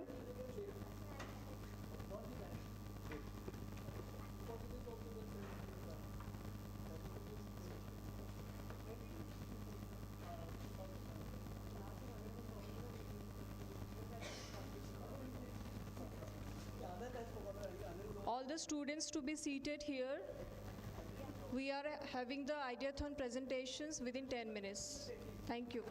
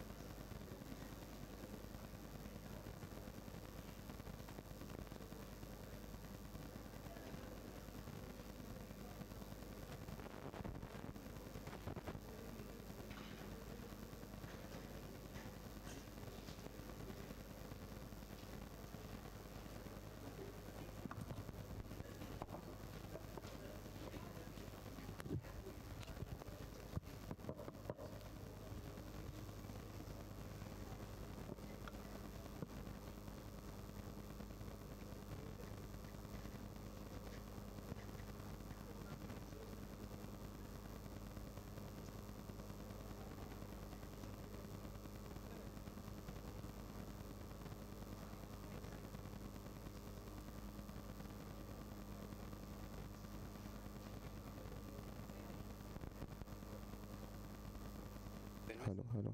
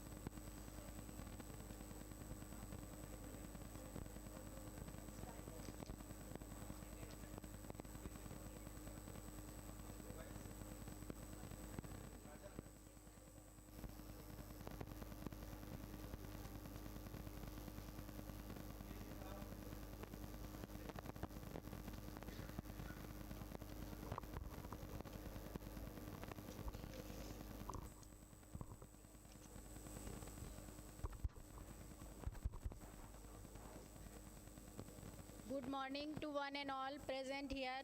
I, Dr. Kirti Shukla, Chairperson, Entrepreneurship Cell, IILM University. Welcome to Honorable Vice Chancellor, Dr. Taruna Gautam, all the dignitaries, esteemed faculty member, and dear students. Today we gather here to celebrate innovation, collaboration, and the power of ideas. We are here for the presentation of top 3 teams in the Ideathon 2024 held on 16th Feb 2024. A marathon of creativity where we come together to ideate, innovate, and inspire. The Ideathon is not just an event, it's a journey. It's a journey from ideation to implementation, from imagination to impact. It's about taking an idea and nurturing it into something that can make a difference in the world. As we embark on this journey today, let us understand the theme of the Ideathon: Education for Sustainable Future, Business-Driven Solutions for Quality Education. Our goal is not merely to discuss theoretical concepts, but to catalyze actionable initiatives that can drive tangible change in the education ecosystem. However, the task of providing quality education is not one that can be achieved by governments and educational institutions alone. It requires collaboration and innovation across sectors, including the business community. Businesses have a vested interest in ensuring a well-educated workforce and sustainable communities. They also possess unique resources, expertise, and networks that can be leveraged to drive positive change in education system.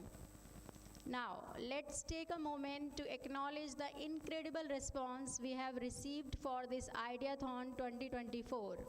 We have had an amazing number of registrations, approximately 50 plus from every corner of the country, like IIT BHU, MNIT Bhopal, Sharda University, Amity University, to name a few along with the host university. Out of these, our team reviewed and shortlisted 15 teams which had the most promising ideas, forming a diverse array of teams representing various problems and solutions. Participants presented their visionary startup ideas, captivating the audience with dynamic presentations and prototypes. It's truly inspiring to see such a diverse group of individuals come together in pursuit of a common goal. After careful deliberations, the judges selected the top 3 teams: Pegasus, Visionaries, and Sustains, whose ideas demonstrated exceptional promise and impact. These teams were awarded the opportunity to present their ideas at the 11th PRME conference hosted by IILM University. With this, I wish you all a fruitful and inspiring session. May your ideas ignite a spark of change that illuminates the path towards a more sustainable and equitable future for all of us. Thank you.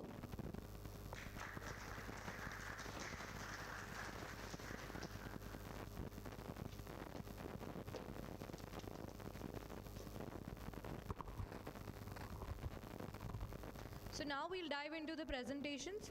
So the first team that marks its place into the top 3 teams of Ideathon 2024 is Team Sustains from IIT BHU. They're going to present it online. So their innovative solution was based on climate change and global warming. I request the team to please start their presentation.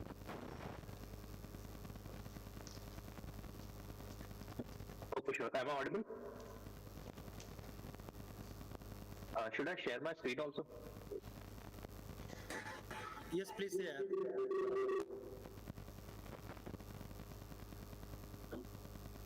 Is the screen visible? Okay. So, I have a question for everybody present over here. What's more important than a good and a clean air? Probably nothing. The air quality index in most parts of India is greater than 200 at any given point of time. That's extremely dangerous. Over 7 million people die every year due to the exposure to air pollution. Hello everyone, a very good afternoon. We are the team AI3 from IIT BHU, being backed and mentored by Refute in Japan, TDR Dubai, and the HBAR Foundation. We want to make a better world by focusing upon the three verticals, that is, the oxygen, food, and fuel. So the problem which we are currently looking at is the rising carbon dioxide levels and global warming, and the associated problems along with that, like the climate change, the oxygen shortage in the pandemic. Like we already seen a couple of years back, there was extreme oxygen shortage. The farmers' low revenue in the crops they grow, and the industrial pollution, like a lot of pollutants are being released directly from the industries without being filtered. So our team created the i3. It's a green energy solution that captures and sequesters carbon from the atmosphere using algae. This device uses artificial intelligence to optimize algae growth, carbon capture, thereby releasing oxygen, superfood, biofuel, thereby making the entire product sustainable. So how are we solving the problem? What's our business model? As I told, we are helping every sections of the society, starting from the farmers, whom we encourage to do spirulina cultivation. So with a mere investment of just 5,000 rupees, they buy the mother culture of Chlorella vulgaris form of algae from us, and then they are able to produce around 20 to 40,000 rupees a month in just selling the raw materials in just 100 square meters of area. And that land need not to be a cultivable land, any open vacant land where the water tanks could be installed. Then we use that algae in our product, AI3, and then supply to the IT sector, services, hospitals, industries, etc. Our main focus right now on the B2B industries, whose pollution index is greater than 60, because there is a carbon tax which is being levied by the Indian government from January 2021. So these industries like the steel manufacturing plants, automobile plants are in urgent need of a filtration device, so they could be exempted from the taxes. Our 1 unit of the AI tree is capable of producing oxygen, which is 400 times than that of the real trees. So why is it a right solution? Our super boosted algae, aided with machine intelligence, is 400 times effective at capturing carbon. And it has the byproduct which is being formed as a result of aided photosynthesis has a variety of use cases like in fuels, fertilizers, pharmacies, textiles. And the most important use case lies as a dietary supplement, the keto industry, which is huge to tap into. The methodology is very simple. If I talk in layman terms, it's photosynthesis aided with machine intelligence. The device is based on a closed system model in which every part of the growth process is being tightly controlled and optimized via machine intelligence. The bigger vision is of collecting data from the interconnected network of these reactors so that they can continue to optimize for the newer environments and continue to optimize to a level of achieving 800 to 1,000 times oxygen down the line in 1 to 2 years. So these are the app attachments and sensor suits in which the user gets to know the amount of oxygen production, what's the growth of the algae, how much is the biomass production, and he also gets a notification on his dashboard when he needs to replace the algae, because the algae which you are using has a shelf life of around 90 to 180 days. Then the user needs to replace that algae because the oxygen production after around 6 months reduces gradually. So the user gets the notification and then he can buy a refill from us that also acts as a revenue stream for us. So there are various facts to prove why only AI3 and what's the difference between the AI3 and the real trees. So around 28% of the oxygen that is being produced by the rainforest and 70% by the marine plants. And if I talk about a fully grown tree, let's say 3 to 4 meters of height and half a meter of diameter, that just produces 92 liters of oxygen per day, which is only 14% of the human requirement. So in the near future, and we've already seen a couple of years back, there was extreme oxygen shortage, and there our product, AI tree, comes into picture. So this is the press release for our product, AI tree. The competitive advantage is huge. There is no such product available in India who's using the machine-aided or machine intelligence, etc., to optimize the process of photosynthesis, or they are in the electricity production or the keto diet production. The market size is huge. Again, if we talk about the the market size of global air purifier market is again huge. If I talk about the ketogenic market, again, that is huge to tap into. We have two products right now, the industrial unit and the residential unit. The residential unit is placed at 8,000 and the industrial unit at 25,000. and we are able to manufacture each of these in 5,000 and 16,000 respectively. If I talk about the typical chimney dust collector, which is right now functional in most of the industries, which only collects the dust particles, ranges around 2 lakh to 5 lakh rupees. And our industrial unit of the AI tree costs around 25,000, which is 90% cost reduction. And we collect PM2.5, PM10, VOC, smoke odor, and along with that, we are releasing 400 times oxygen, producing sustainable electricity, and also releasing superfood. So again, a lot of use cases and cost reduction. So these are our USPs right now. So again, future prospect is to make net zero energy buildings, electricity production through the biofuel and clean air, and this corona production. Again, so this is our super team consisting of me, Sahil, Anshul, and Koshki. We are in the final years at IIT BHU, and the Anshul, who is the CTO, joins us a part-time. She is SD2 at ShareChat right now.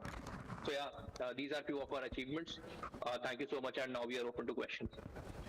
Before that, I can also show everyone the working prototype. So this working prototype, mini prototype, is being functional at IIT Kanpur, Technology Incubation Center here at IIT BHU also, and I am Amritsar. And we've also received certifications from each of these institutions. Along with that, we've also filed the patent last year in January 2023, and we are yet to receive it in November 2024. So yeah, looking forward for the questions now. Thank you.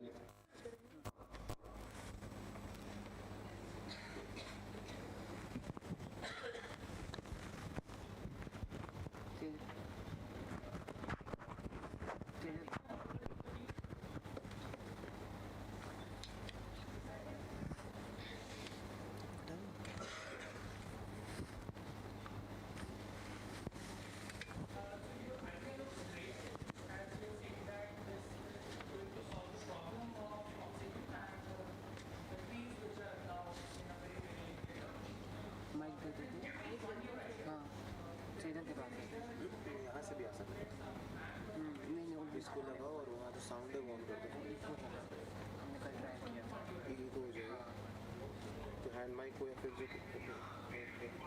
जो collar mic है वो वहाँ पर थोड़ा देखते हैं और क्या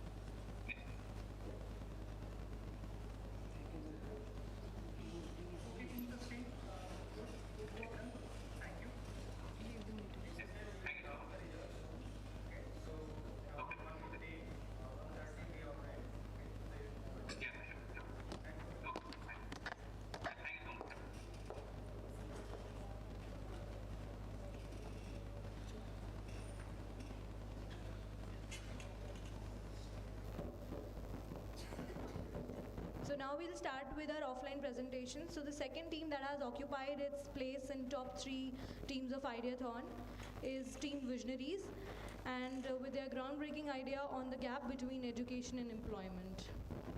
So I request the team to please come on the stage.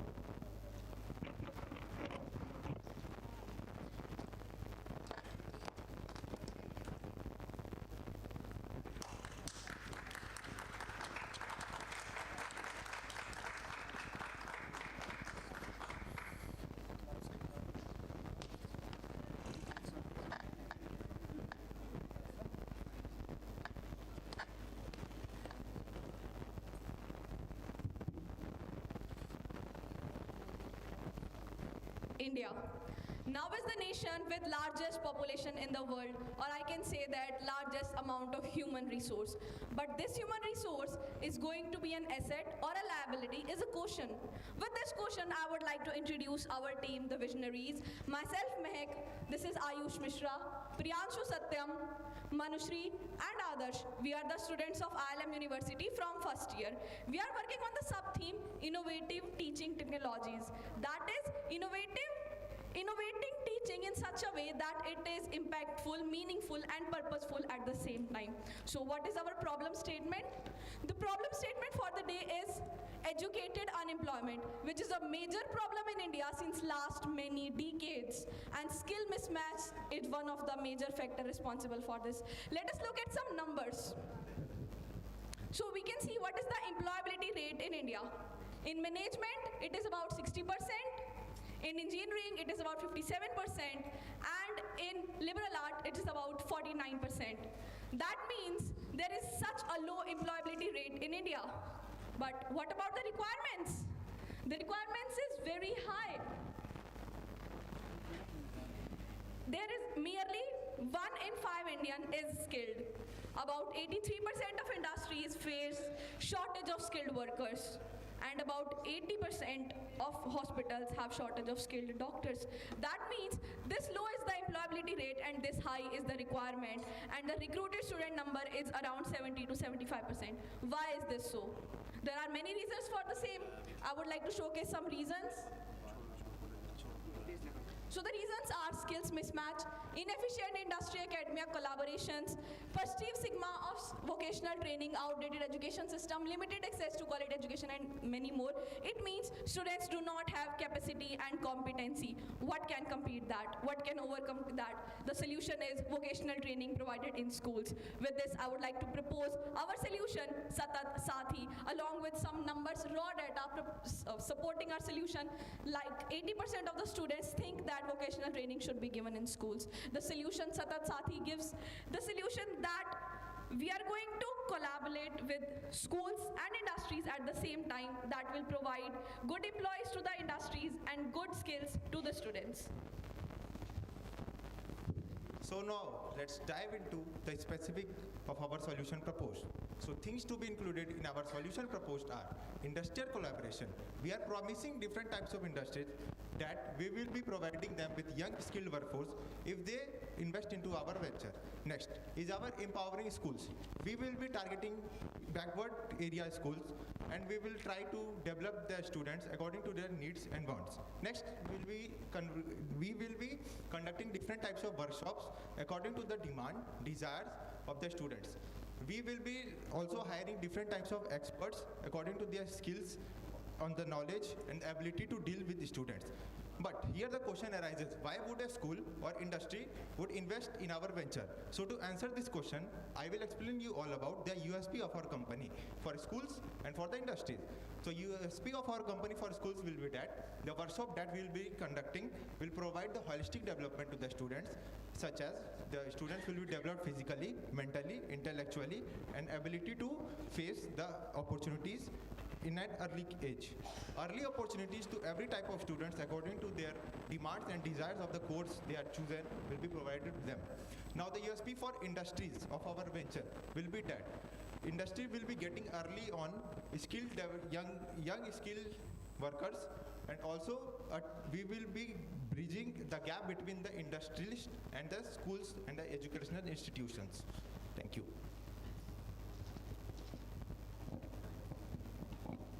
So now I will be talking about the cost and revenue streams of our venture Satat Sathi. Vocational education encompasses expenses such as we will be hiring experts, acquiring materials and resources. We will also be incurring some administrative costs along with marketing and outreach. So now, what will be our revenue streams, our sources of income? That will include school partnership fees, student enrollment fees, placement fees based on commission for students who are placed in good companies, customized programs as per the demands and requirements of our clients, followed by workshops, government grants, and corporate sponsorships as well. Fasten your seatbelts. The next slide will show you the number of market research and existing programs in vocational training arena. First, conduction of surveys and connection with industry professionals.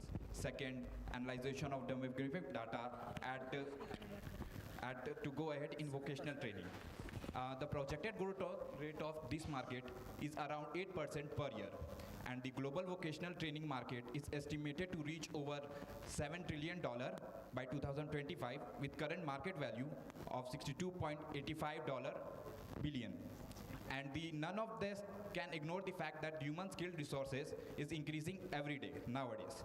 Let's explore the existing vocational programs at global and national level. First, at global levels, there are dual education system of Germany and Austria, and second, apprenticeship programs of Switzerland, and third, the Netherlands ROCs, regional training centers, in which they combined classroom education with ongoing job training programs and qualification. And the last, we are talking about the Indian market. There are three types of educational programs. First, ITI, Industrial Training Institute, and second SSC, Sector Skill Council, and the third part is NSDC, National Skill Development Corporation. The notable part is that none of these has the collaboration with school, which Satat Sathi will bring.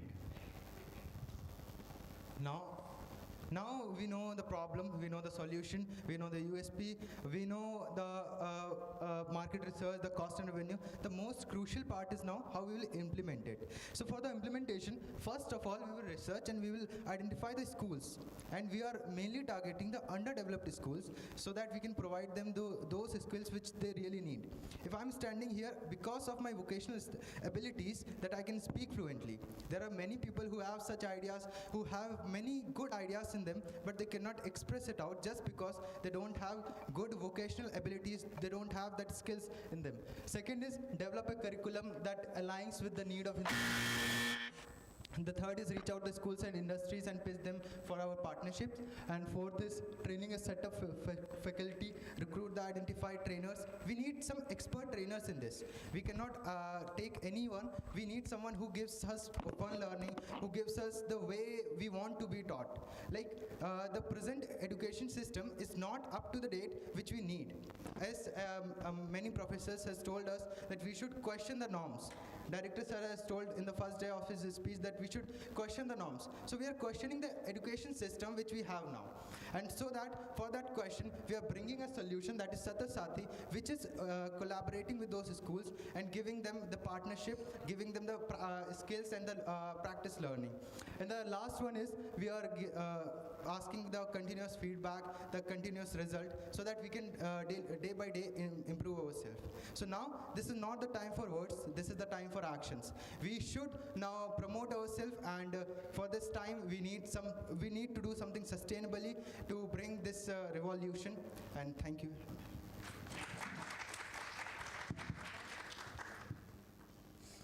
Okay, Team Pegasus, visionaries. Yes. So you have come up with a good idea. The gap which you have identified is good, vocational training, and Satat Sathi can be a very good program. But one challenge which I see, which you need to answer, is that at the implementation level, right? You said that you will collaborate with schools, but more or less every school claims that they have their programs where these vocational trainings and skill-oriented programs are already inbuilt in their programs, right? So how will you implement this? How will you collaborate this? And why one school will give you a chance for this collaboration? first of all, like we need to target the students that when we have done a research, we have given a Google form in the whole campus and in which 120 students have participated, so that we have find out that almost 91% of the student has told us that they are not provided these skills. So first of all, we need to advertise ourselves that the need of these skills are very important. That is the first point. The second is that schools very well know that they are not providing these skills. They are just showing off. Like whenever we go reach out in a school, they tells us they will enhance our skills, but they're not. They're just telling us to recitate all these chapters and all. So we need to like make it more normal, make it a normal thing, this practice learning and all. Then only we can implement this plan. And for the schools, the most important thing is we need to show them that this will benefit the schools more. We will, like school, when they will advertise this, that they have collaborated with us and they will we will provide them internships and all. People will more, the students will enroll more. So the schools will get us more, reach out us more, and the students will reach out the school more. So we will also get benefit, school will also get benefit, and the student will also get benefit. And sir, second thing, we are firstly targeting the schools in underdeveloped area, which do not claim to have any such kind of activity in them. So schools in underdeveloped areas lack so many things in education. The students are not willing to come to the school because the parents know that they are not getting anything from the school. Those schools will for sure will be ready at first to collaborate because they will get more students. If we will tell them that these students will be employed after school, we will bring them with internships and all. So they are able to attract more students with our collaboration. Okay, thank you. All the best. Thank you, Thank you so much.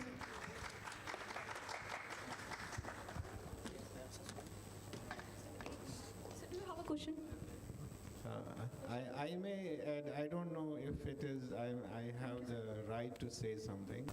You gave two things, they are backward, this thing. I would say, even if there is a program in a school, you will have sharing of it. And that is real collaboration. You can improve quality. If there are certain things better in another school, you must be ready to adopt it and then cooperate together in implementing and making it better. This third option is most important. Please Yes, have sir. it. We are ready to align with the educational goals of the school That as you did well. not say. Yeah, That's sir. why I Yeah. had- Bill, sir, we have written it, but extra ho jata. So it was a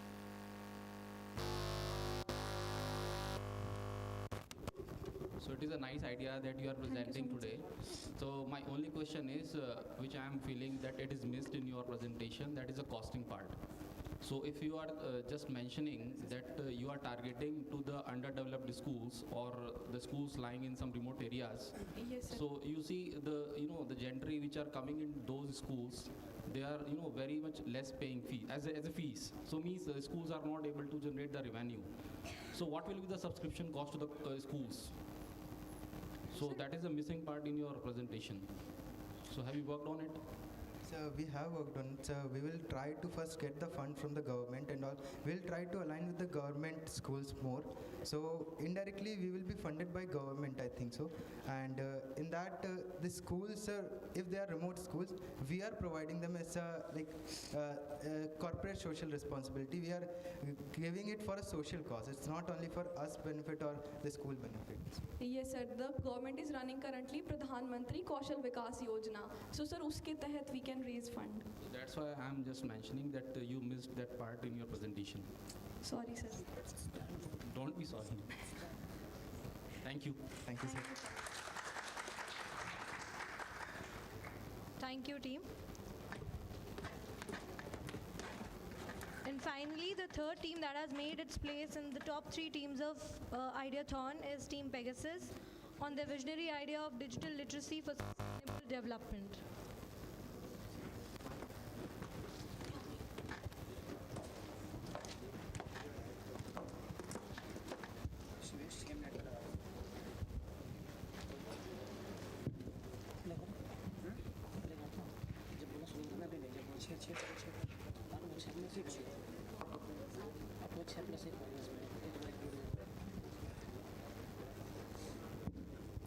Good afternoon to 1 one and all present here. We are Team Pegasus, and let me give a brief introduction about my team. This is Shivam Agrawal, BTech CSE third year. This is Anshul Modi, BTech CSE second year.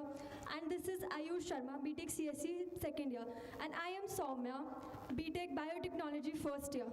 So we have chosen a theme, digital literacy for sustainable development, under 3 problem statements, providing personalized tracks for students to reduce the use of paper and to give students a distraction-free environment. To get a fair idea of our solution, let us first watch a visual representation of it.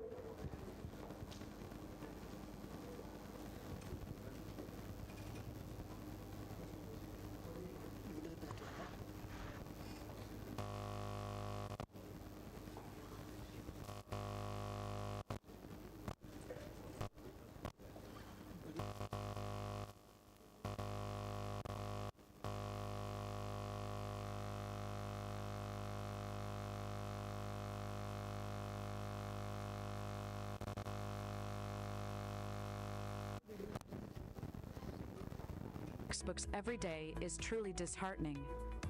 For far too long, traditional education methods have saddled students with bulky textbooks, making their learning journey more cumbersome than it needs to be.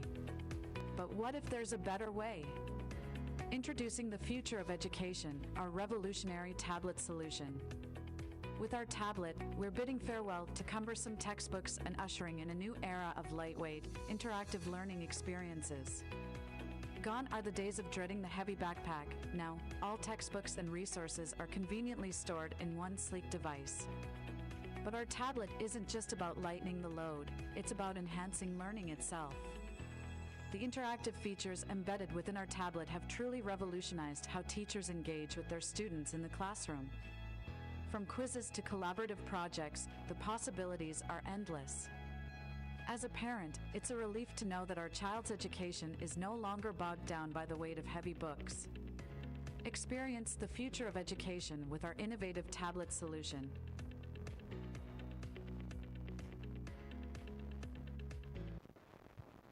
So what is .tab? .tab is not just a device, it's a learning powerhouse. And after the COVID happened, we all know education has been digitalized. And along with digitalization, distraction has almost reached us. So we provide at .tab a distraction-free environment, and .tab is a bridge between modern and traditional education.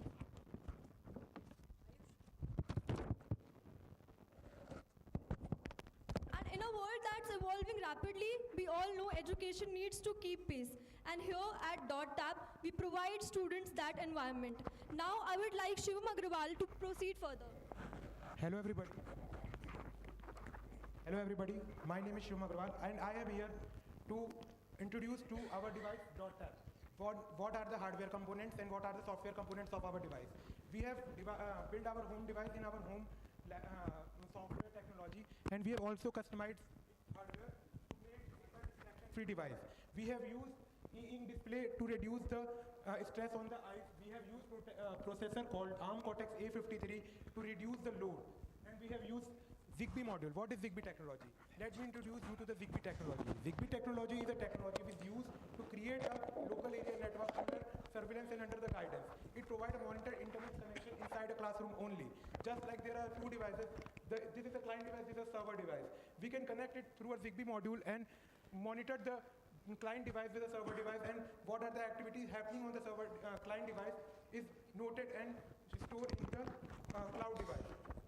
Move on to the software part. We are using a custom OS based on Ubuntu firmware, and we have developed in our own hackathon.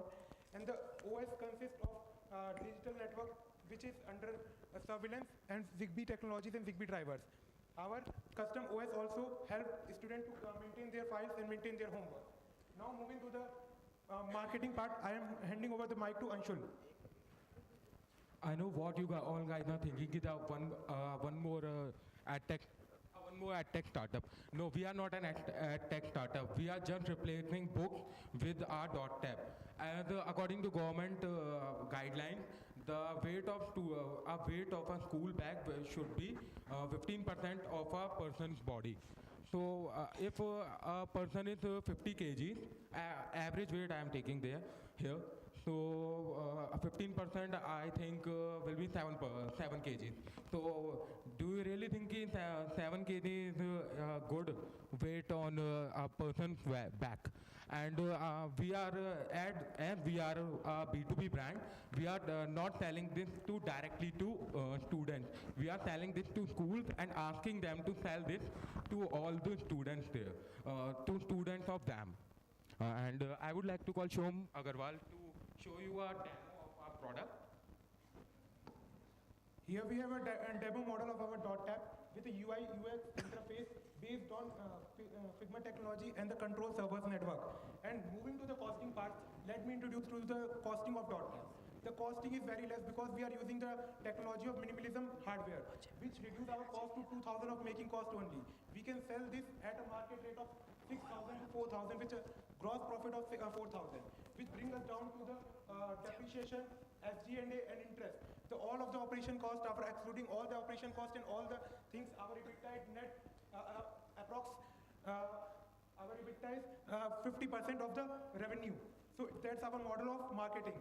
We are also built an implementation plan, how we are going to implement it. The implementation plan include building a CRM system to maintain the project, the research team and the software support team. To develop our hardware, we need a high-tech lab, but for only the research purpose, we have developed our own hardware and simulated CMD labs. Okay, now I would like to end my presentation. Thank you.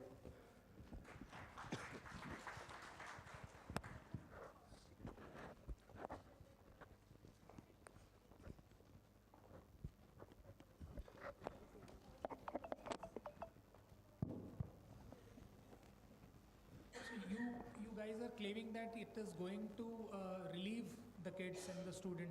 Yes, sir. From the burden of the bags. Yes, sir. Right? But then this is again one component which again can become one more burden. Sir, you can see this step, how light it is.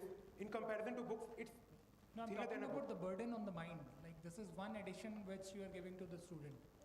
Sir, this is the replacement of the books, act as a replacement of the books, and it's an interactive platform. As the technology is increasing, we have to also increase the technology in our studies. As there is a platform called Code Monkey. Code Monkey helps the student to learn coding at a very initial stage. But every student has not get access to the Code Monkey because it requires a high-end system or a computer. But we can run Code Monkey on this tablet and introduce student to the coding part, basic parts. And this is whole a customized system. You can customize at the needs of the teacher, and not the needs of the students. Good. Okay. So the idea is good, no doubt about it. But the one thing is that now parents and the society is feeling that screen addiction is something which is not good for their kids. Yes, sir. But since you are going to give one more screen to the student, right? Yes, And you are saying that students should go away from the physical books. Yes. So this is something which can be a challenge. What social impact you see on the society? So first thing, technology is irreplaceable in the today's network. As for the example, students are getting homework on the WhatsApp, parents WhatsApp. Students are asking for phone, and other than doing homework, they are doing all the things. After getting the tablet, it includes e-ink display. E-ink display, paper-like display is created by e-ink company. Paper-like display is the technology which use minimum blue rate, which does not affect the eyes, and we are using the display only 6 hours. If the display goes over 6 hours, the tablet will itself lock itself. And the homework includes some interactive platforms. We are not just cutting out the colors or anything. And this is scientifically, we can prove that this does not harm the eyes because we are using technology paper-like display, which is very near to the paper and does not affect a single bit on the eyes. So screen time is not an issue now. And what about the impact on the society? We have to adapt it. It's likely or not, because as the technology is growing, we have to create a distraction-free environment, or else the student will go with the distraction. We have to give them a focus or a thing to focus on. If we are not giving them the tablet or anything that they can focus on, they will go and distracted and do anything they want. One last question from my side. Yes, sir. Have you done any research survey, primary research from your side, knowing that to get this answer that is society ready for this kind of one more screen for their kids? Sir, we have not done research, our own research, but we have read several research papers and several surveys which are already conducted. The survey shows that the students are very connected to the phones and very connected to the TVs. To get them away from it or to fetch them away from it, we have to give them a device or anything to interact with. They are not interacting with the books or tablets or, books or copies. They want something to interact with. They want to have the curious knowledge. They want a screen or anything which they can interact and do something. So why not give them something in a monitoring? That's the... And sir, I would like to add with him that before COVID, no one was ready for the digital education thing. But after COVID happened, we all had to evolve that platform where we are supposed to have digital education. So in a similar manner, people will easily evolve in this pattern, I feel. Okay, all the best, Team Pegasus. Thank you, sir. I have one question, may I? Here. Yes, I'm Dr. Mary Prem, okay, Business Analytics Professor. Wonderful thought process. Of course, adaptive kind of the knowledge would be there. I have only one question to you all. Yes, ma'am. That is, currently in mobile, how many apps we are having? Ma'am, approximately 100. Many apps, right? For that one, how many apps we are downloading for reading article and materials and newspapers? Still, are we using that one in mobile? I am using currently. No. I'm not asking one-to-one. I'm asking the overall. Suppose in this forum, if you ask that question, yes, in mobile we have lots of reading articles and materials are there.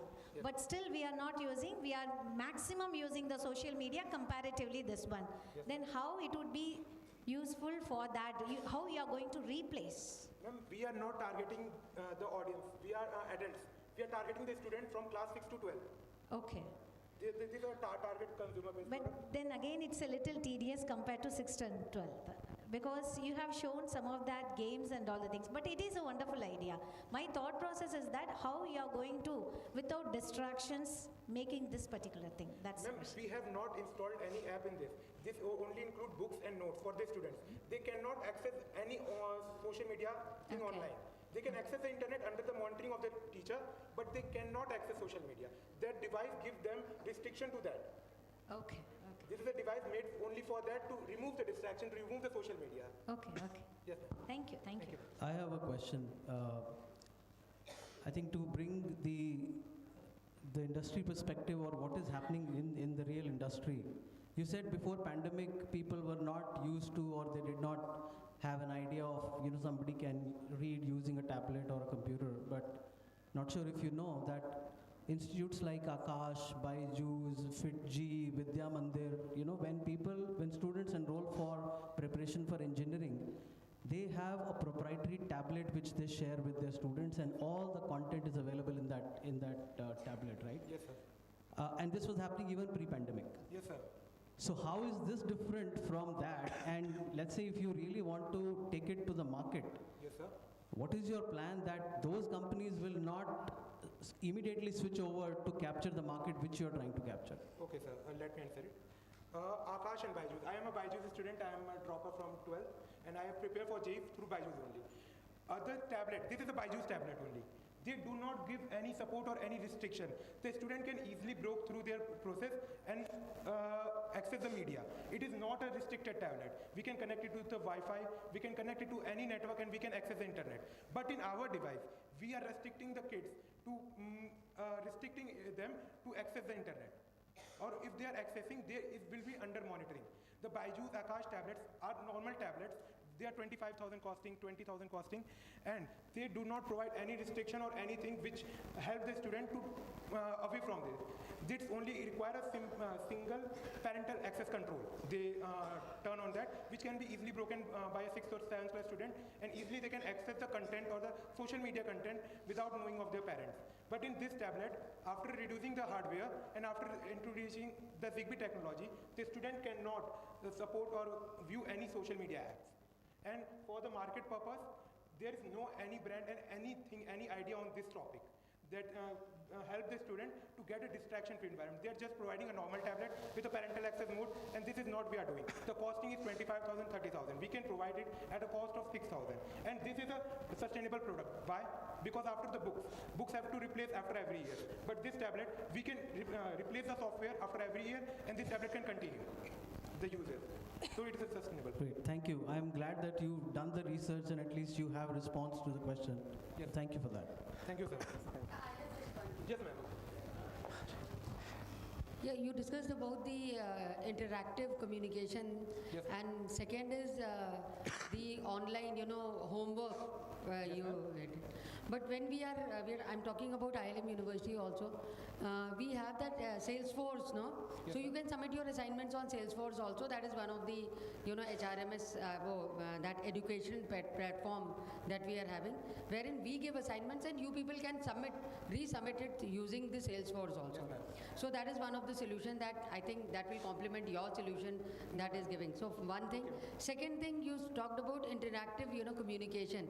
How much interactive communication are we having? So I see, my children also and the students that I am having, they are always there interactive mode on Instagram, on WhatsApp, or on Facebook, or on LinkedIn also. So we have other interactive platforms also other than the solution that you are giving. So I think you have a lot of competition in this area.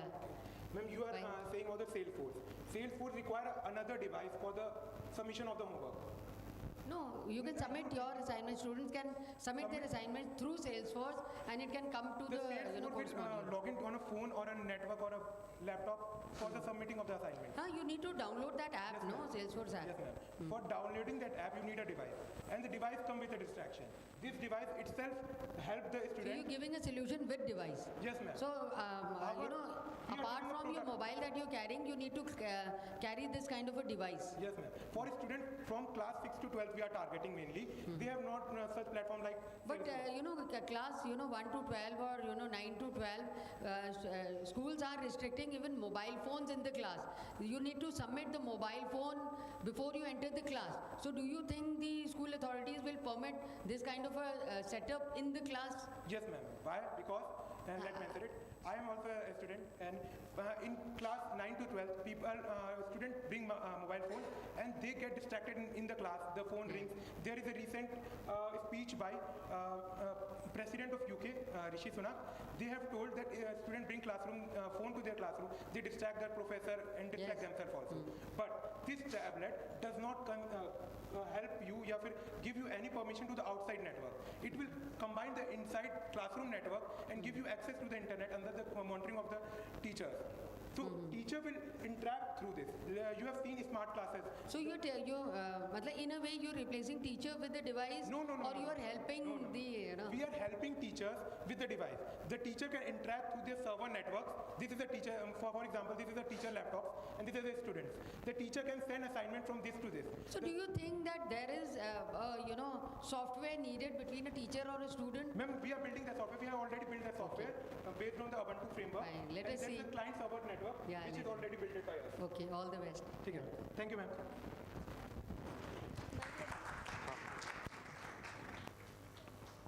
Thank you so much. Thank you so much, all of you, for your groundbreaking ideas. The results will be declared in the valedictory session.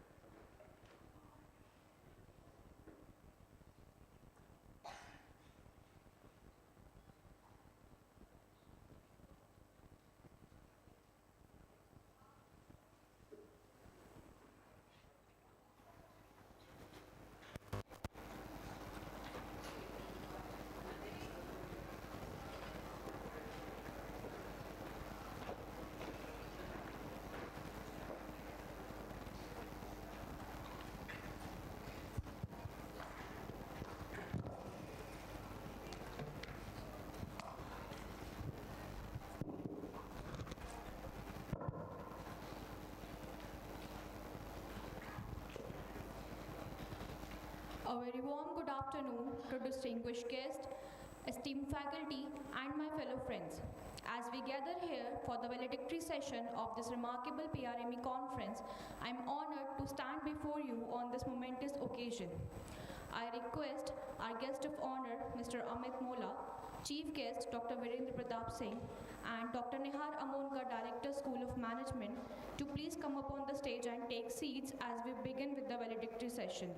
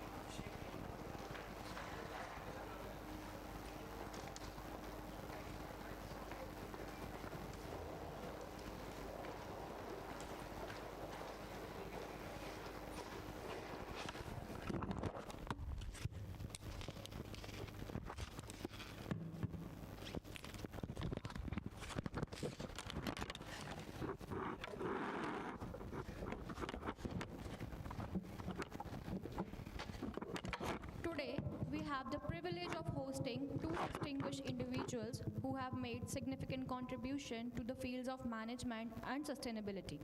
Firstly, let me introduce our esteemed guest of honor, Mr. Amit Mola, brings over 25 years of experience in business operations and human resources. Having worked with re-owned companies such as General Electric, American Express, and Wipro, he is currently the head HR for the CIO function in Wipro. A 1996 alumnus of IILM, Mr. Mola is a certified happiness coach and master NLP practitioner. He is the host for the Happy Sapiens podcast, focusing on emotional well-being, mental health, and the science of happiness. Now let's welcome our chief guest for today, Dr. Virendra Pratap Singh, an influential figure in academia, industry, and advisory roles. Notably served as chair, advisor, and distinguished professor at Jaipuria Institute of Management, with key advisory roles in Dr. K.N. Modi University and Assam Kaziranga University. He made significant contributions to Patanjali team, later leading the human resources team as HR director at RJ Corp. His diverse career spans roles at Escort Group, Visakhapatnam Steel Plant, and Hindustan Copper Limited. He is a professional certified coach recognized by the International Coach Federation USA, currently serving as chairman Asia Coaching Network. Dr. Singh's extensive expertise and leadership make him an esteemed chief guest, bringing a wealth of knowledge and experience to this platform. Please give them a big round of applause. Without a further ado, let me invite Dr. Shyamli Satpathy to sum up the insightful sessions we have had during this conference.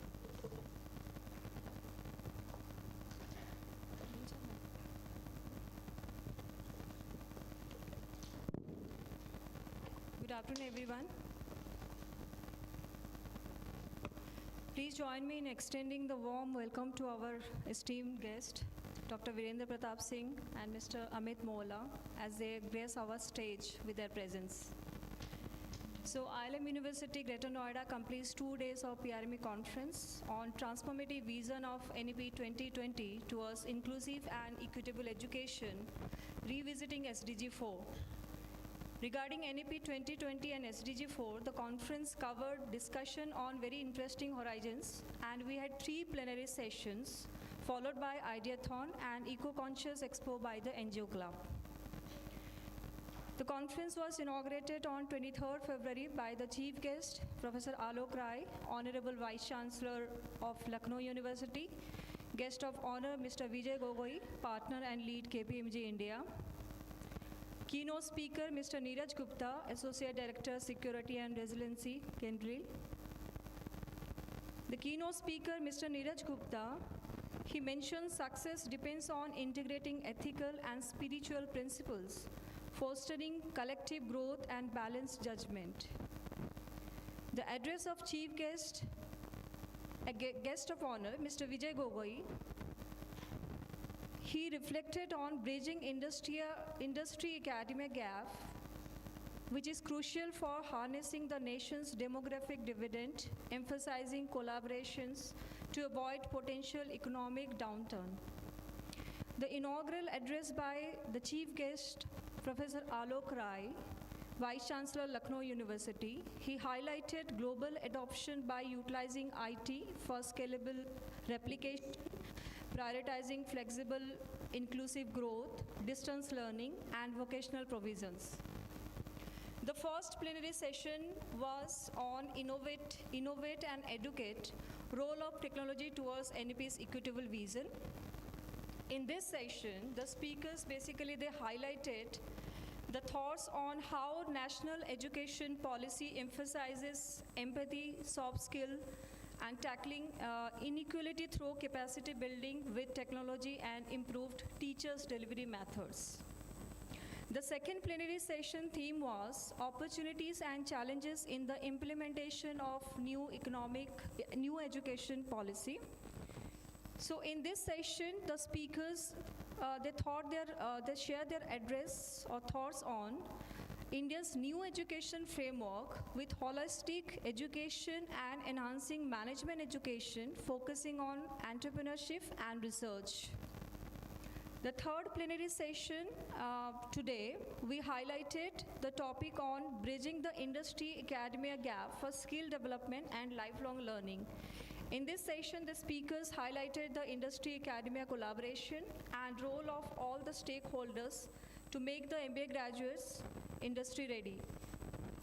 Also, we had sessions on the Ideathon presentations and Expo, this NGO Club presentations. So thank you all of you to be the part of this conference. Now we'll proceed with the session. Thank you so much.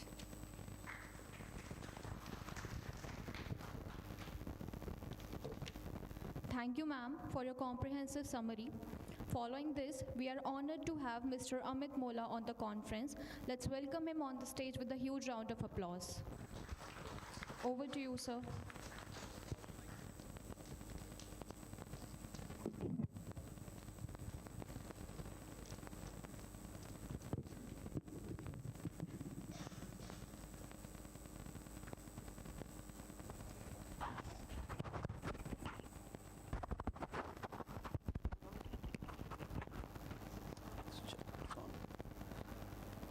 Hello, can you hear me? Okay, great.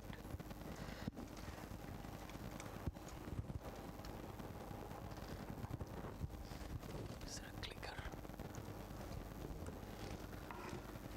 Okay, so first of all, I wanted to express my heartfelt gratitude to the university, the organizing committee, and especially Dr. Satpathy for inviting me to this seminar on such a topic which is very relevant, pertinent in current times. And honestly, I'm so excited to be in front of such an esteemed gathering, distinguished faculty, guests, and of course, bright students of the university.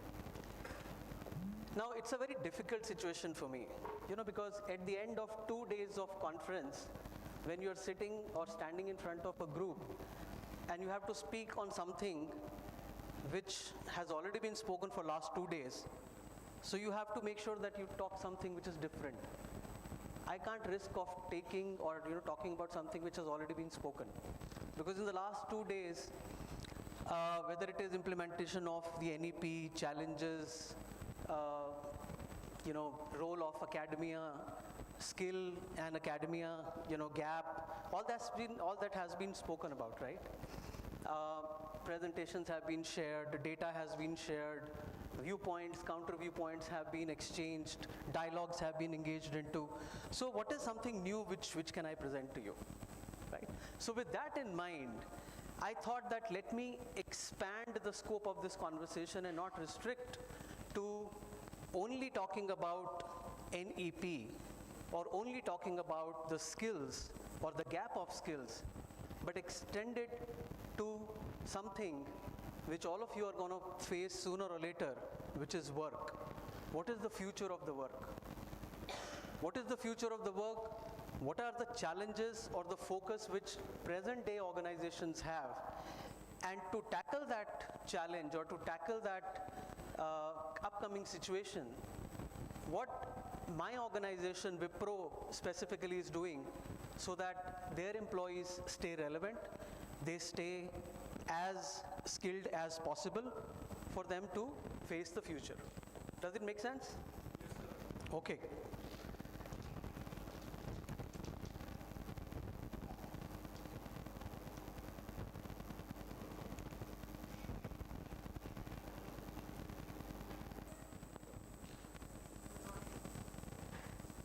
So technology always plays its part so that it can introduce its importance whenever, whatever we are doing.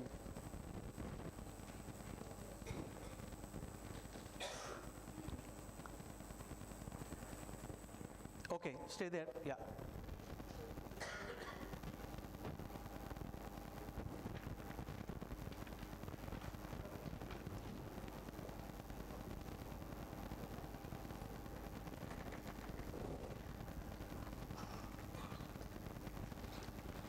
Okay, how many of you have heard of this book? Please raise your hands. Okay, 1, 2, 3, 4, okay. And I'm assuming if you have heard of this, some of you may have read it also, right? It's possible, not possible. But let me talk about, what is this book all about? I was expecting probably a little more hands to go up, but that's fine. This book is written by Yuval Noah Harari. He's a historian. I think he's an Israeli. He's written one more book, which is Sapiens, which is very, very famous book. This book talks about his assessment or speculation of how the world is going to look like in the years to come. This book was written in 2018, so he tries to give his perspective or assessment of how the world is going to look like, and he tries to cover a lot of different topics ranging from religion, education, work, nationalism, community, terrorism, war. I mean, there are, as the book says, 21 lessons, so there are 21 such different topics.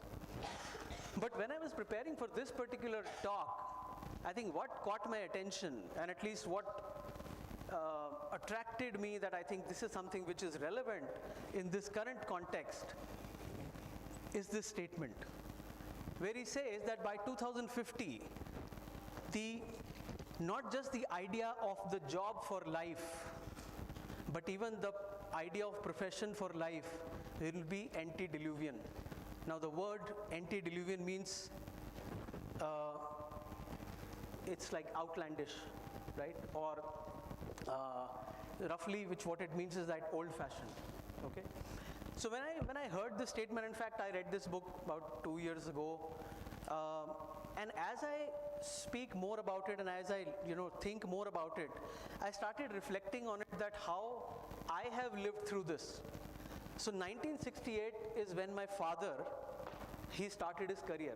He started his career with State Bank of India, and he took up a job as a clerk, around that time. For 32 years, he worked with the same bank.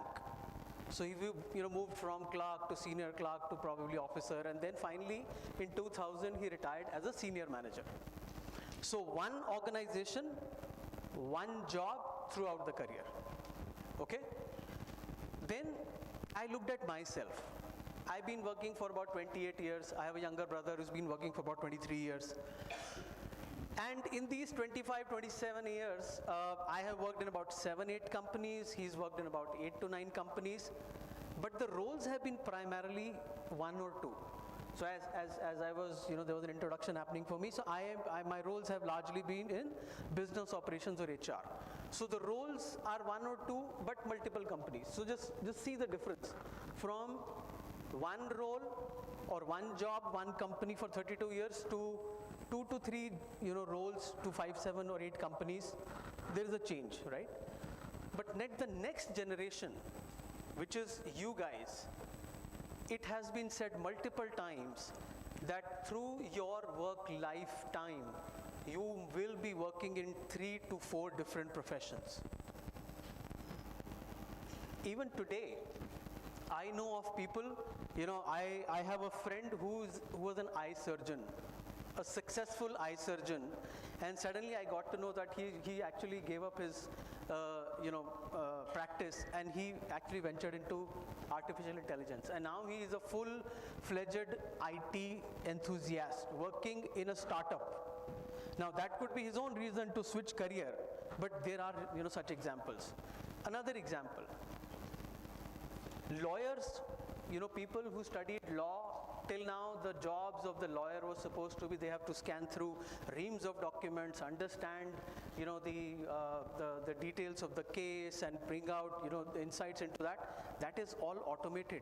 Now, what the lawyers are trying to do is they are trying to get more into legal counseling, legal consulting, and not just paperwork. Accountants. I remember when we were studying, there used to be an accounting software called Tally. Some people would relate to that, but now it has changed, significantly. Now all accounting steps are being done by computer. The accountants are now being forced to get into complex financial modeling, complex financial counseling, right? So things are changing. Let me talk about HR, my profession or my stream.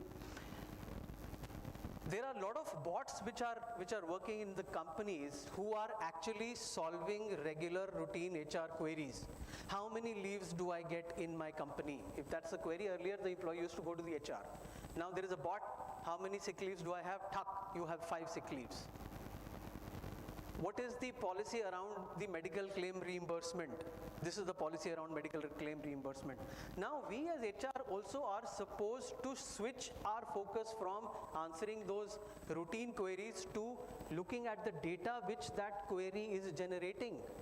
Understand the data, understand the insights, and share it with the stakeholders or with the business. So things are changing. So I'm not surprised that in another 26 years, while this book was written in 2018, so this is a view 32 years hence from when it was written. But even in next 26 years, if completely people will be working in 2-3 different professions, I am not surprised.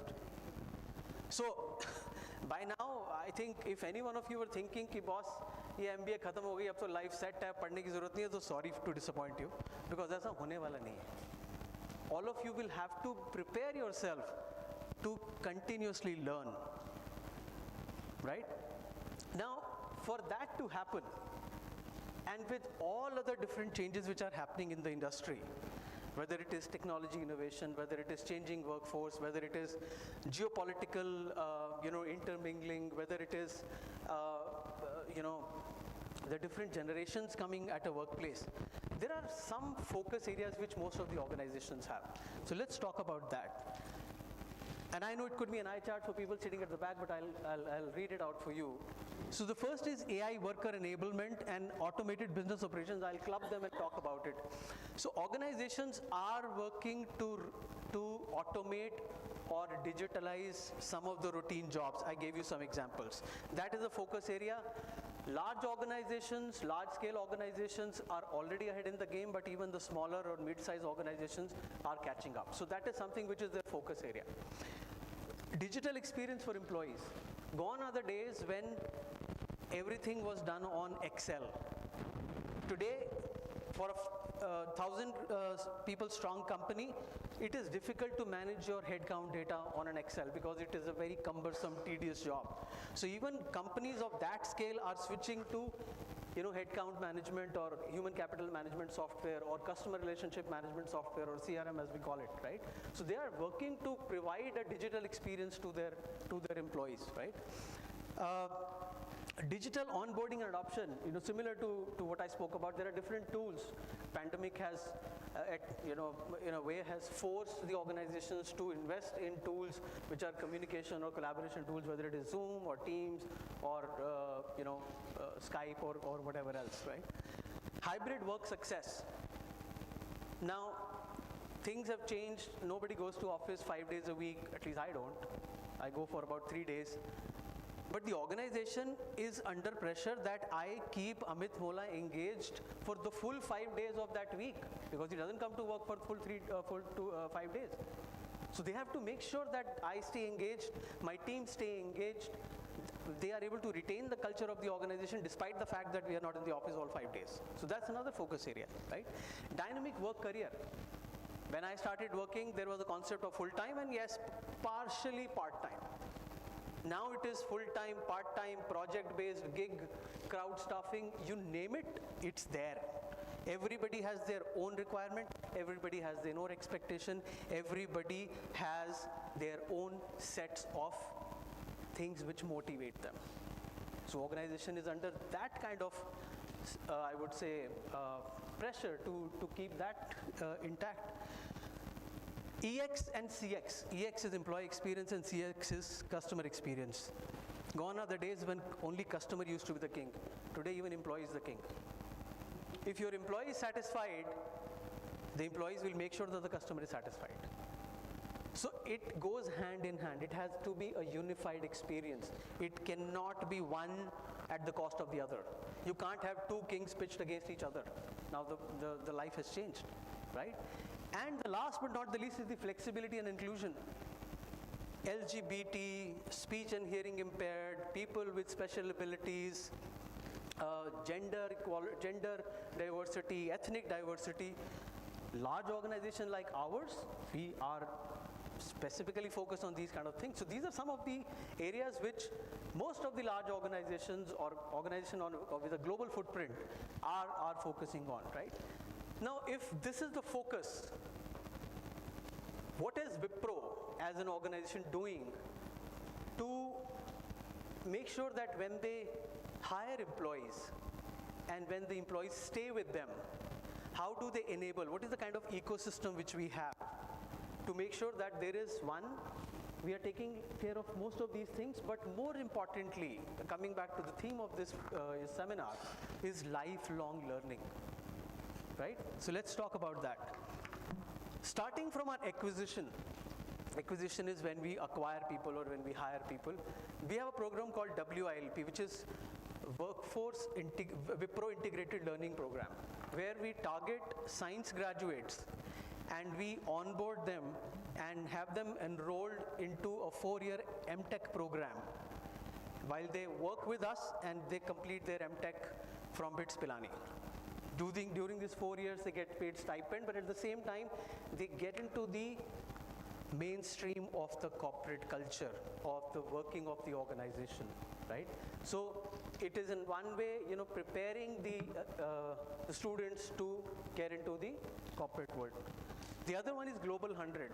Every year we hire about 100 global business managers across the world from different universities, and they are taken through a rotational program over the 15 months where they are taken through department of, whether it is strategy, whether it is business development, whether it is operations, whether it is finance. They have taken through these 4 or 5 different departments, and at the end of it, they get to choose what they like and where they would want to pursue their career. It is again an attempt to bring them closer to the realities of the corporate world, right? Then lawyers program. We have a specific program where we hire lawyers from law schools and we take them through the nuances of the corporate law.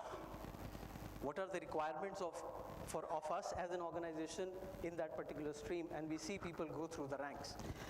And inclusive hiring, I've spoken about it. We hire people, whether it is gender, ethnic, people with special abilities, we do that hiring. Now with those people onboarded and already into the stream where they are integrated, they know what is the working of the organization, things don't just stop there. Because people say, okay, now what, next? Ab aage kya karna? 2 saal ho gaye mujhe. So we have programs where we facilitate continuous learning.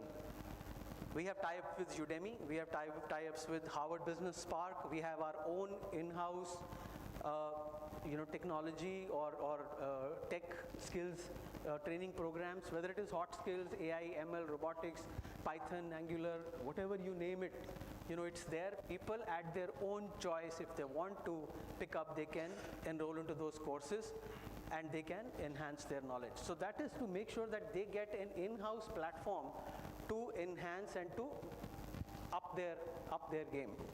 And it is not just restricted to technical skills, behavioral skills. I think there has been a lot of discussion around problem solving, conflict resolution, creative thinking. There are trainings which are available, which are very, very important. And some of those we make them kind of mandatory because we want people to take those trainings and understand, how they will be successful in the times to come. And now, very importantly, after pandemic, one thing which is gaining an increased importance is well-being. I'm sure all of you have experienced and have heard of, there are sessions on well-being, meditation, stress management techniques, yoga, exercise, and all that stuff. While we do get people from outside, we also have our in-house programs where people go through those trainings, right?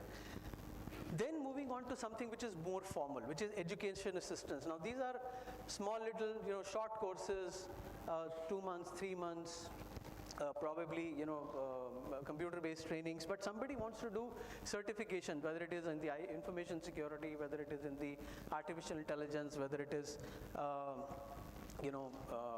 whatever, Bitcoin or cryptocurrency, whatever. There are certifications which we facilitate. Of course, it has to tie up with the business need, right? We also have tie-ups with some of the business schools for executive management programs. We also have certification where we encourage our employees to get into executive coaching. Sir is I was hearing that he's a certified coach, so he knows that.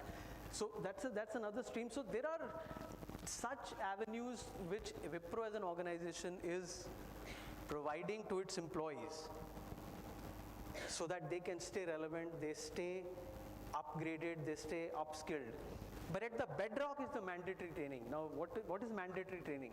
The bedrock or the base is that every employee is expected to be compliant with a code of business conduct. How do we conduct business?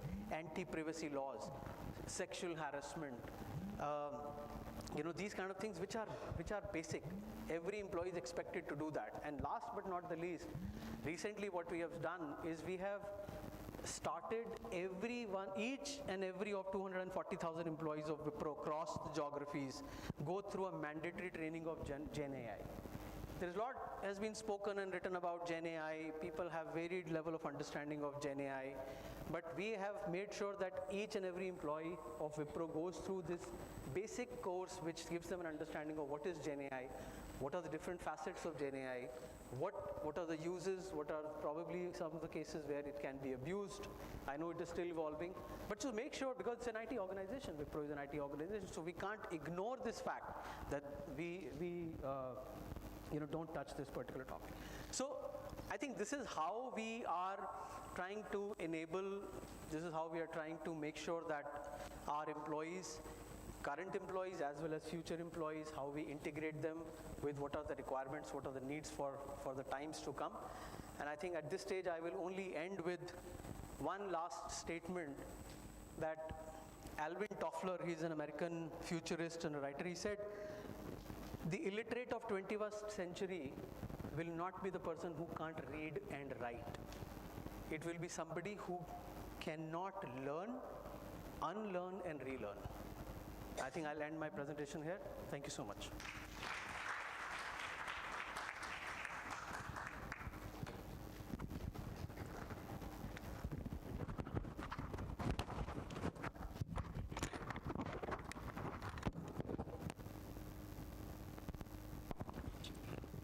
Thank you, sir, for your enriching and thought-provoking speech. Now, let's welcome our chief guest, Dr. Virendra Pratap Singh, to give the valedictory address. Let's welcome him on the stage. Over to you, sir.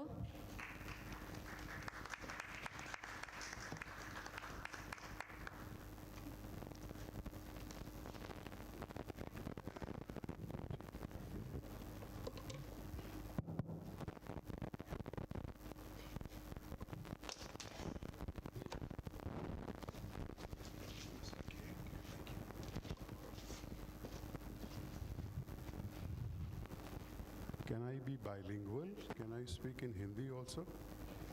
Okay, good. Uttar Pradesh में आके हिंदी तो बोलना चाहिए ना. मैं अपनी बात शुरू करूंगा 3 कहानियों के साथ. फिर उसके बाद जो आज का विषय उस पर बात करेंगे हम लोग. और today's subject is National Education Policy and Sustainable Development Goals of United Nations. We'll talk about that. And I'm also mindful of the fact that during yesterday and today, there were a lot of deliberations around that. But I thought that I will start on a contrarian note.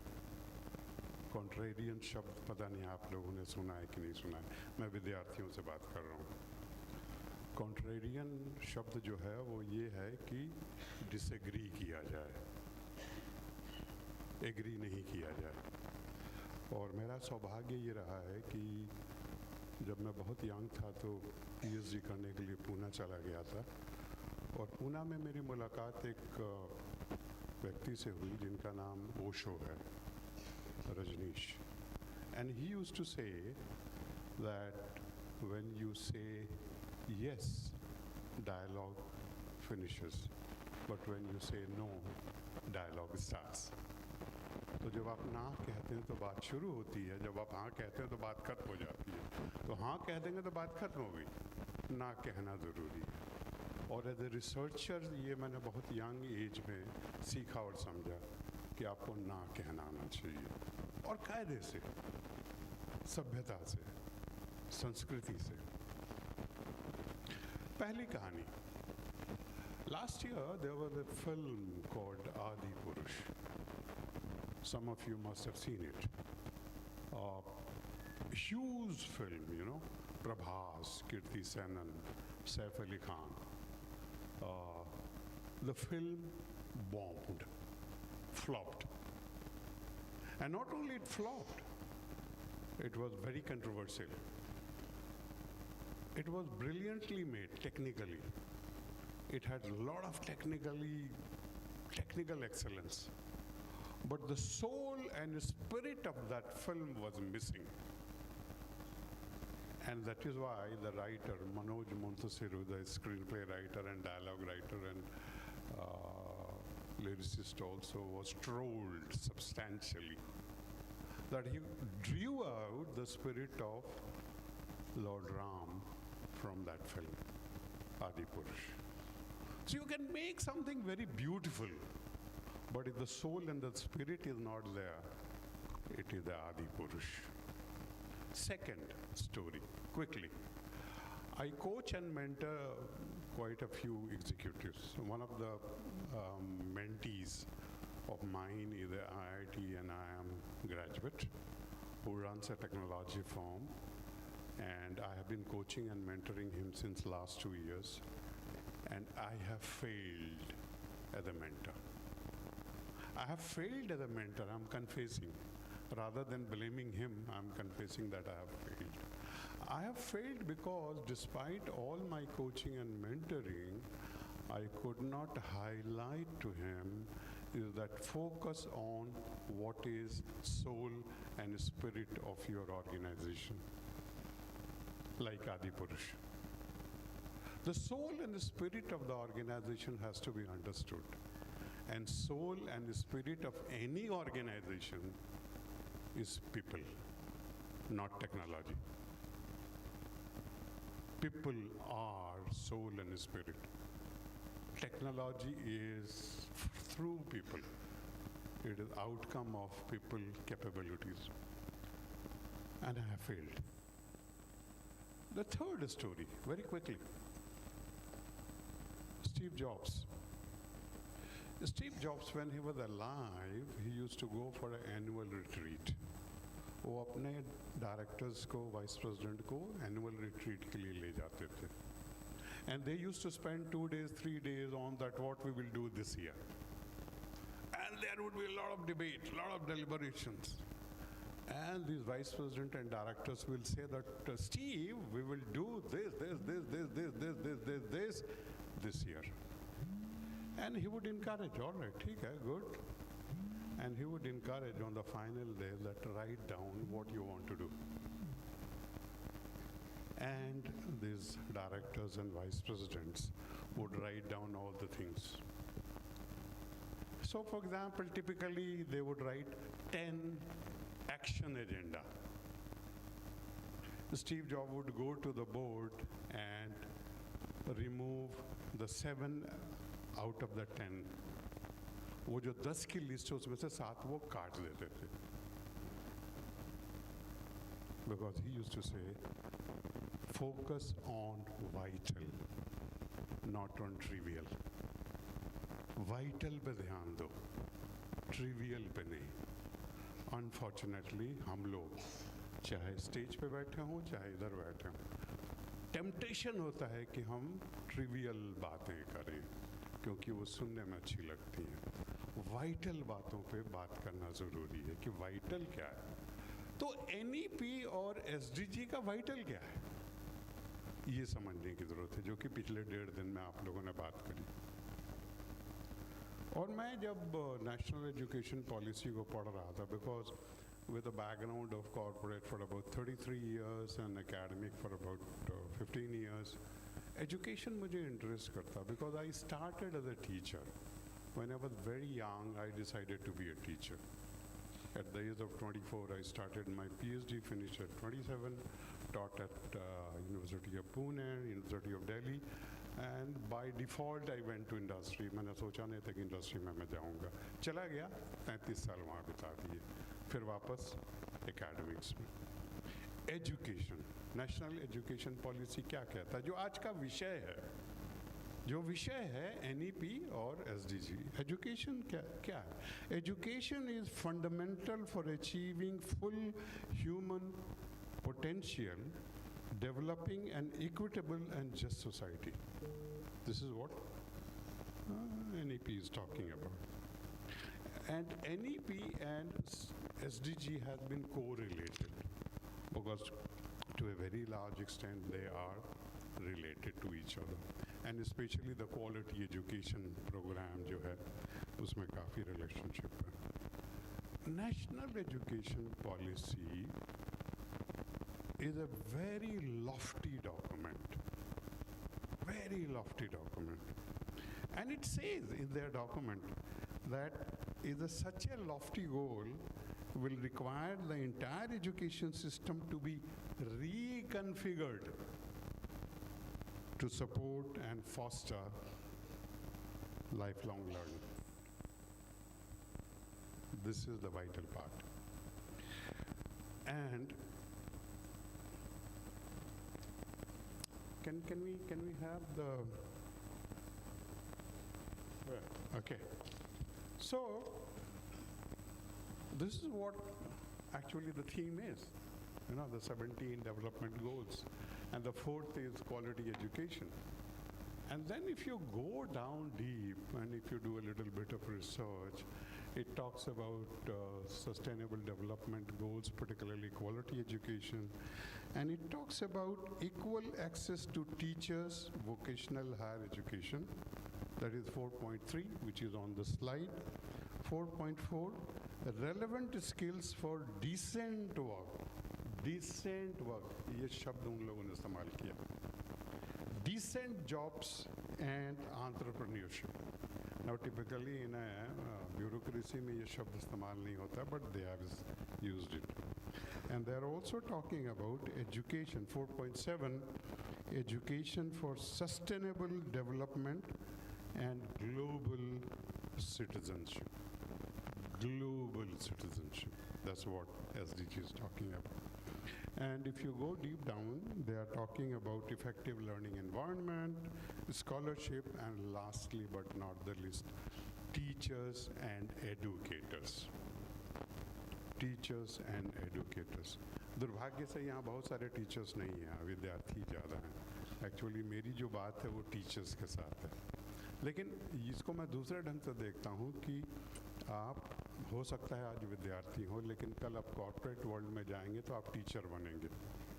You will have people working with you and you will by default become a teacher and a coach. So to that extent it is relevant, number one. Number two, हम में से हर आदमी कहीं ना कहीं teacher है. वो एक बड़ा फेमस कोटेशन है, एक किताब है, आपने पढ़ी होगी, सुना होगा, the road less travelled, the beautiful book. उसमें एक जो राइटर हैं वो कहते हैं कि every human interaction is an opportunity to either teach or learn. अभी हम लोग जो बैठे हैं ये एक अपॉर्चुनिटी है कि या तो मैं पढ़ा रहा हूँ या सीख रहा हूँ. एक्चुअली ये दोनों होता है. Every human interaction is an opportunity either to teach or learn. Most of the time it is both. So we are continuously learning from each other, although you are sitting silently. But by your body language, I am learning from you. कि आप मेरी कितनी बात सुन रहे हो, सुन भी रहे हो कि नहीं सुन रहे हो. मैं सीख रहा हूँ, मैं देख रहा हूँ, ऑब्जर्व कर रहा हूँ. This is what teacher is, educator is all about. NEP में दुर्भाग्य से ये जो डिफरेंशिएटर है इसकी बात कम की गई है, और ये आज का विषय है, ये कल का विषय है. The teacher is the fundamental differentiator, not the trivial things. Unfortunately, in the document, even so far higher education is concerned, the document talks about a lot of things which are trivial, and it is talking very less about the teacher, about the leader. And this is a lovely quotation. Without any doubt at all, teacher quality is the fundamental differentiator. और हम अपने को हिंदुस्तान में विश्व गुरु बनाना चाहते हैं, claim कर रहे हैं, छत के ऊपर खड़े होकर कह रहे हैं कि हम विश्व गुरु बनेंगे. गुरुओं की क्या हालत है, गुरुओं से पूछ लीजिएगा. बहुत अच्छी हालत नहीं है. Teacher is not a first preference. Becoming teacher, unfortunately, is not first preference. And we want to be Vishwaguru. It's a contradiction. Big time contradiction. कहने को तो हम ये कह लेते हैं 5 सितंबर को, गुरु ब्रह्मा गुरु ब्ला ब्ला ब्ला. प्रैक्टिस कर रहे हैं क्या? प्रैक्टिस कर रहे हैं क्या? एक टीचर की उतनी ही अहमियत और वैल्यू है क्या जो कि IIT और IIM के एक चीफ एग्जीक्यूटिव की है, एक IAS ऑफिसर की है, एक डॉक्टर की है? नहीं है, नहीं है. तो हम बातें हवा में कर रहे हैं क्या? सोचने की बात है. About 20 days back, there was an article in Times of India. Times of India में एक न्यूज़ था, दिल्ली फायर सर्विसेज में रिक्रूटमेंट हो रहा है. दिल्ली फायर सर्विस, जो फायर ब्रिगेड है, और वहाँ पे 30 B.Ed graduates have applied to become a firefighter. 30 B.Ed, जो B.Ed पढ़ के फायर फाइटर बन रहे हैं. ये तो गुरुओं की हालत है. ये तो हमने सम्मान उनको दिया है, ये हमने इज्जत दी है. और हम बात कर रहे हैं नेशनल एजुकेशन पॉलिसी की और सस्टेनेबल डेवलपमेंट गोल्स की. ये आदि पुरुष बना रहे हैं हम, रामायण नहीं बना रहे हैं. गुरु ब्रह्मा हम कह लेते हैं, लेकिन ये कहीं भी हमारे DNA में नहीं आया है. कैसे आएगा इस पे चिंता करने की ज़रूरत है, बात करने की ज़रूरत है. मैंने शुरू में कहा था कि मैं डिसएग्री करूंगा, I will be A contrarian. Covid के टाइम में जो लोग MBA पढ़ते हैं, अमित बैठे हैं, विप्रो से हैं, हम सब लोगों ने देखा इंडस्ट्री में ग्रेट एट्रिशन हुआ. और ग्रेट एट्रिशन में क्या हुआ कि उन लोगों ने नौकरियां छोड़ी जिनके पास नौकरी नहीं थी, उन लोगों ने भी छोड़ी. और एम्प्लॉय ने समझा कि लोग नौकरी छोड़ रहे हैं पैसे के लिए, इंक्रीमेंट दे दिए, प्रमोशन दे दिए. ये USA, यूरोप में, फ्रांस में, कई जगहों पे हुआ. थोड़ा बहुत इंडिया में भी हुआ. और एम्प्लॉयज़ ने क्या किया? एम्प्लॉयज़ ने सोचा कि शायद वर्क लाइफ बैलेंस का प्रॉब्लम है, कॉम्पनसेशन का प्रॉब्लम है, तनख्वाह बढ़ा दो, फिर भी लोग चले गए। रिसर्च करके देखा गया कि लोग नौकरी इसलिए नहीं छोड़ रहे थे कि तनख्वाह कम थी। ठीक है, तनख्वाह तो कम थी, but what they were looking for is value and purpose in their job. They were looking for value and purpose. क्या आज टीचर के लाइफ में वैल्यू और पर्पस है? सोचने की बात है।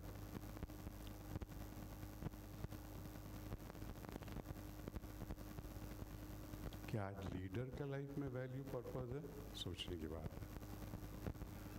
एक और रिसर्च हुआ है, और ये मेरा प्रपोजिशन है, ये टिपिकली ये जो आप देख रहे हैं टिपिकली कॉर्पोरेट वर्ल्ड में अमित और इनकी टीम हम सब लोग दिखाते हैं कि if you want people to be retained, if you want that you attract right kind of people, these are the 4 things you will have to do. Your offering to an employee has to be strong, robust in terms of material offering. उसकी तनख्वाह अच्छी होनी चाहिए, उसके working conditions अच्छे होने चाहिए, उसके प्रमोशनल अपॉर्चुनिटी अच्छी होनी चाहिए।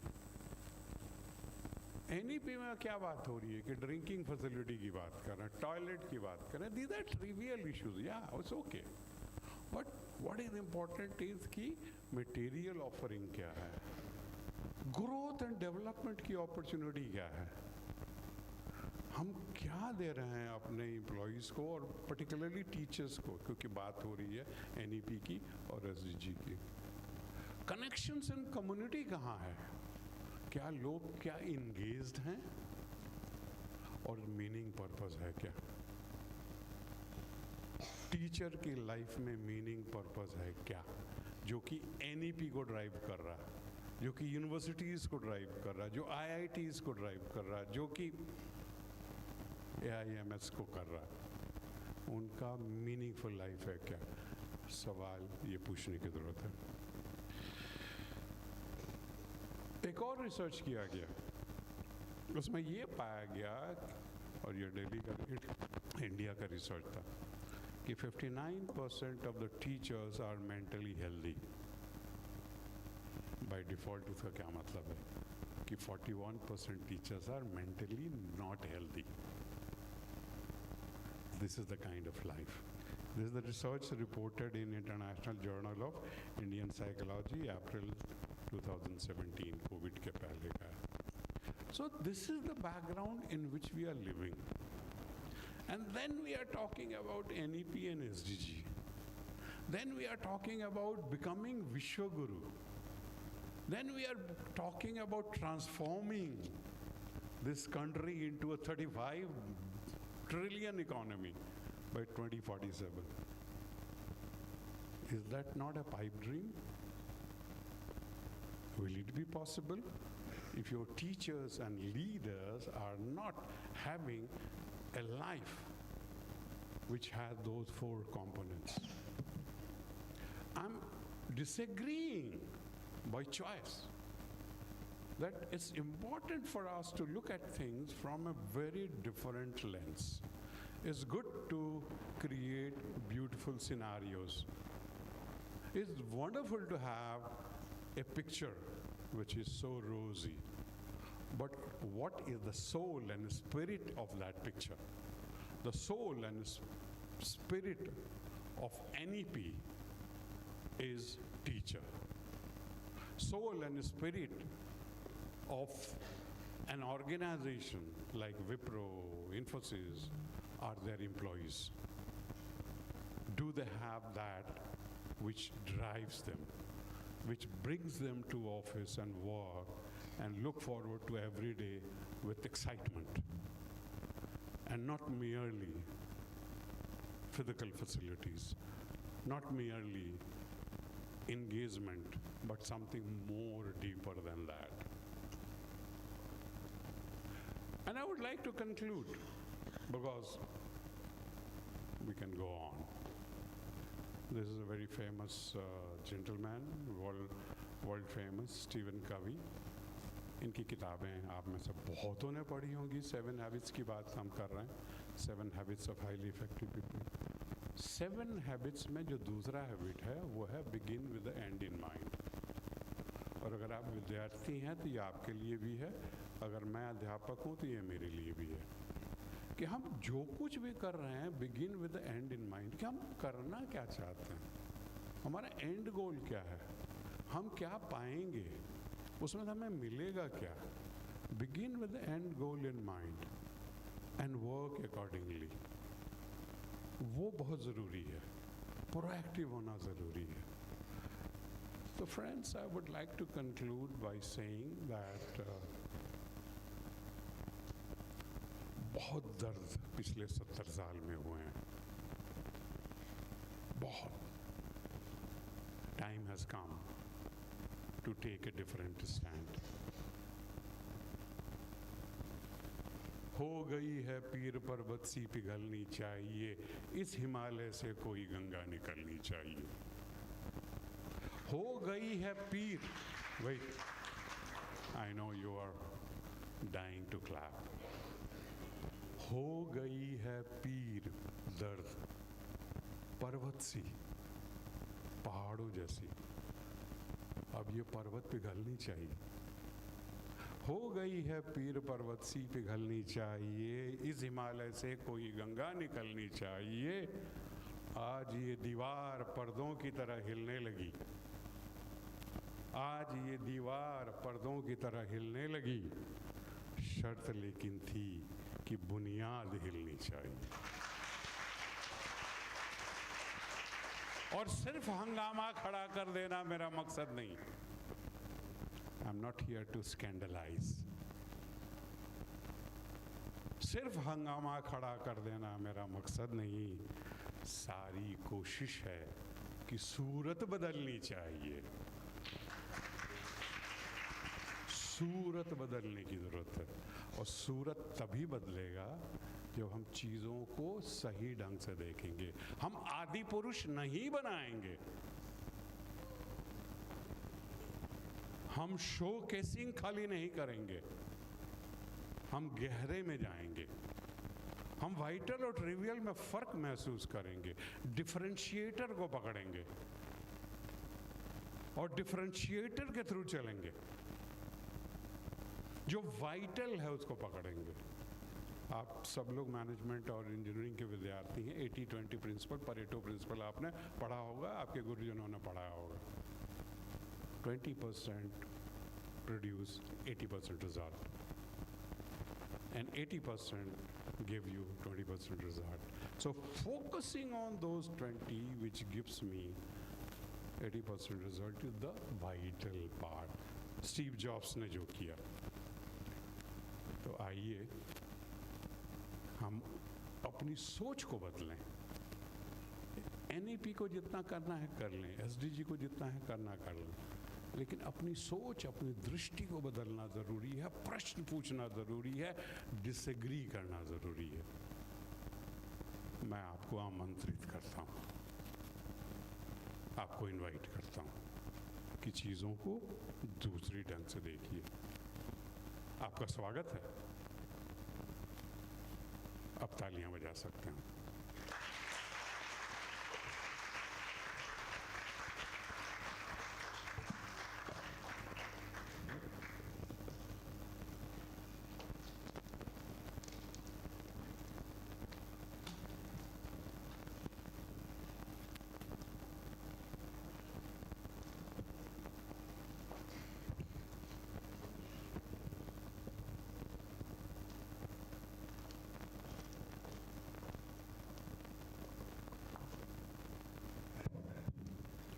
Thank you, sir, for your inspiring and informative address.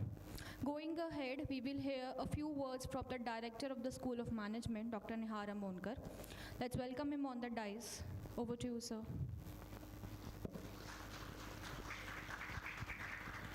Considering I stand between you and lunch, I'm not going to take long. And sir, our chief guest, my father used to tell me that he used to be in the US when he was a young corporate worker. And everybody used to get scared of following up Elvis Presley. Everybody knows Elvis Presley. So nobody used to go after him to perform. Because once Elvis performs, what do you say, right? And what do you perform? I'm feeling myself, in a similar situation. That Elvis Presley has performed, what do you have to say now? You just have to sit and reflect on what is being said and done. So I can't say anything more profound than what has been said here by Mr. Amit and Dr. Singh. So I would just like to say one thing that, that builds upon what they have said. See, technology is not a bad thing. Okay, technology has freed up our minds to do more meaningful tasks. So whatever we are talking about, inclusive education, equality, SDG 4.0, these are more meaningful pursuits of human mind. And technology has freed us up to take up these meaningful tasks. So I once again go back to my welcome address wherein I said this was a cradle of ideas. I hope that you all have got some ideas. I hope that you all have heard certain things that you might have heard me or some of your faculty members tell you in the classroom. Jaise ki don't think just about the first job, that's just the start of your life. Don't think about the welfare of your financial aspects, think about the welfare of the world and the society as well. See, if so many people are saying the same things, that means there is some truth to it. So I just hope that you take that truth from this particular conference. And I would just like to finish up by saying that let not your habits, whatever you have done till now, make you feel that you are different. Okay? You will come to this side of the platform soon, and then you'll realize how it feels. So I'll just conclude by saying this. There was this story I heard, this elephant. There was a big, huge elephant. Obviously, elephants are huge.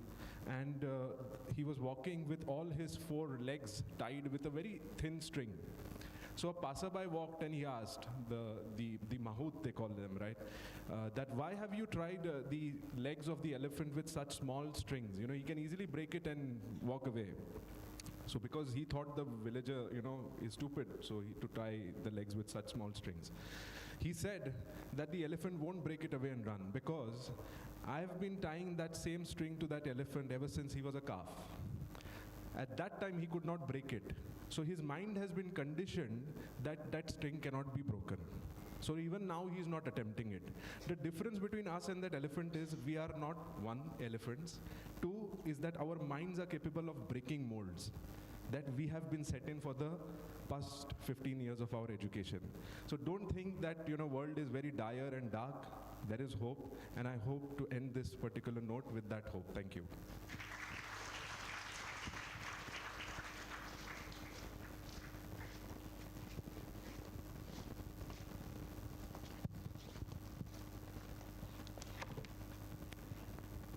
Now we will proceed with the prize distribution, and it's time to announce winners of the IILM event. The team securing 3rd position is Team Sustain from IIT BHU. They scored 23.4 out of 30. The award money of 1,000 rupees will be transferred to their account as they presented online. Moving ahead, 2nd position goes to Team Visionary from BBA, IILM University. I request the team to please come up on the stage. Their score was 25.6 out of 30. And the prize money of 3,000 will be given to their. I request our guest to please distribute the certificates to the winners.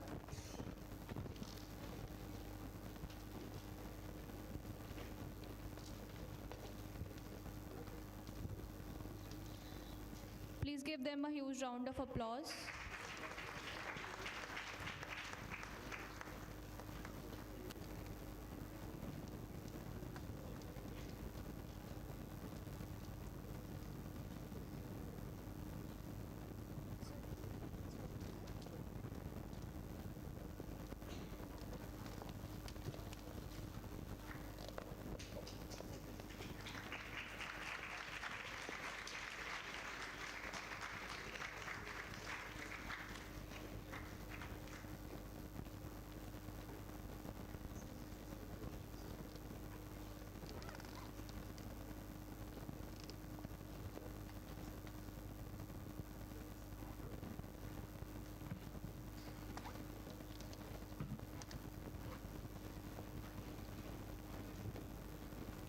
And the ultimate Ideathon winner is Team Pegasus, BTech IILM University. They scored 26.6 out of 30 and the award money for them is 5,000. I request the guests to please distribute the certificates to the winners.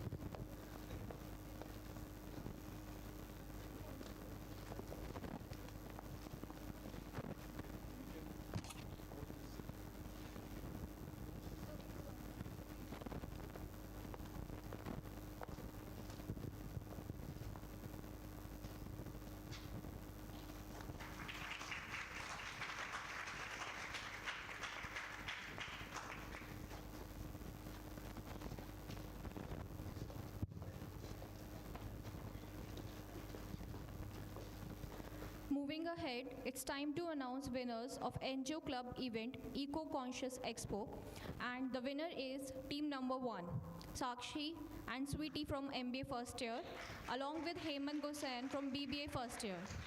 I request all three to please come upon the stage and our guests to please present them the certificates.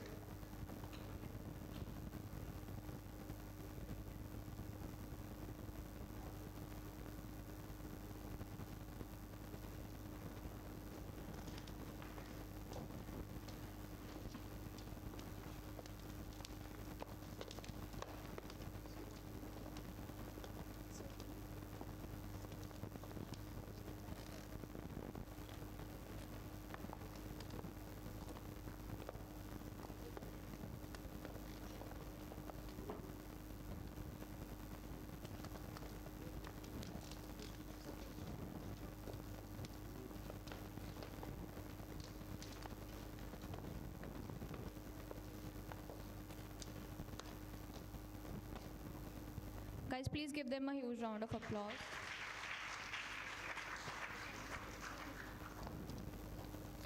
Thank you to all the recipients and congratulations for your outstanding achievement. Now, I request the Honorable Vice Chancellor, Dr. Taruna Gautam, and Dr. Nihar Amonka, Director, School of Management, to please felicitate the guest of honor, Mr. Amit Mola, along with our chief guest, Dr. Virendra Pratap Singh.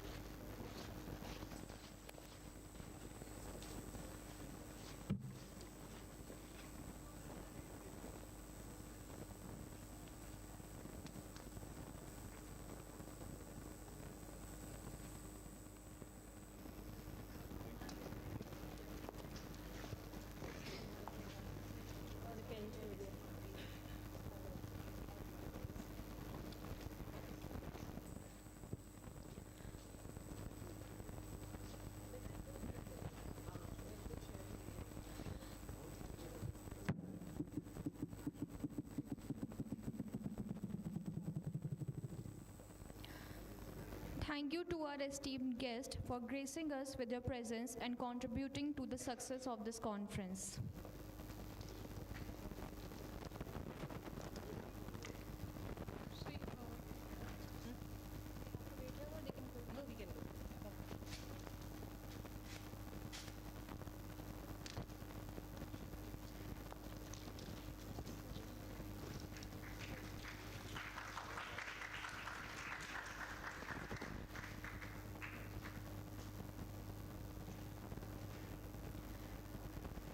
Now, I invite Dr. Shivi Mittal on the stage to deliver the vote of thanks. Over to you, ma'am.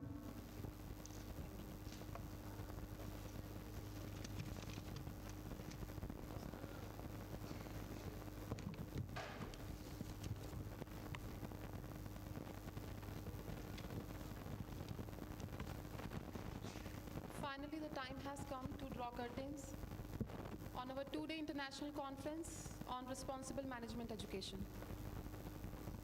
The privilege of proposing the vote of appreciation to everyone who has assisted us in making this conference a resounding success appears to be a tremendous honor. Firstly, I extend my heartfelt gratitude to our chief guest, Dr. Ripendra Pratap Singh, and guest of honor, Mr. Amit Mohalaji. Your insights and expertise have sparked engaging discussions and inspired us all to think critically about the issues at hand. I would like to express my sincere thanks to Dr. Taruna Gautam, Vice Chancellor, and Dr. Nihar Amonkar. Without their guidance and direction, this conference would not have been possible and reached to its full potential. A special thanks to our convener, Dr. Shyamli Satpathy, whose exceptional leadership and guidance and attention to each detail have ensured that every aspect of this conference was executed with precision and excellence. Thank you so much, ma'am. Our sincere thanks to all delegates and participants who have joined us from far and wide. Your active engagement, thought-provoking questions, and enthusiasm have been instrumental in creating a vibrant atmosphere of learning and collaboration throughout the conference. A special acknowledgement goes to our social media team, IT and staff admin team, members for their generous support and unwavering commitment to our shared vision. Thank you so much. I cannot overlook the tireless dedication of the student organizing team and volunteers who have worked tirelessly behind the scenes to ensure the smooth execution of every aspect of this conference. Last but not the least, I would fail if I will not take the name of my conference co-coordinator, Dr. Sandeep. Thank you so much for answering my last hour calls and getting the work done on time. Thank you so much, sir. Thank you, everyone. Thank you very much.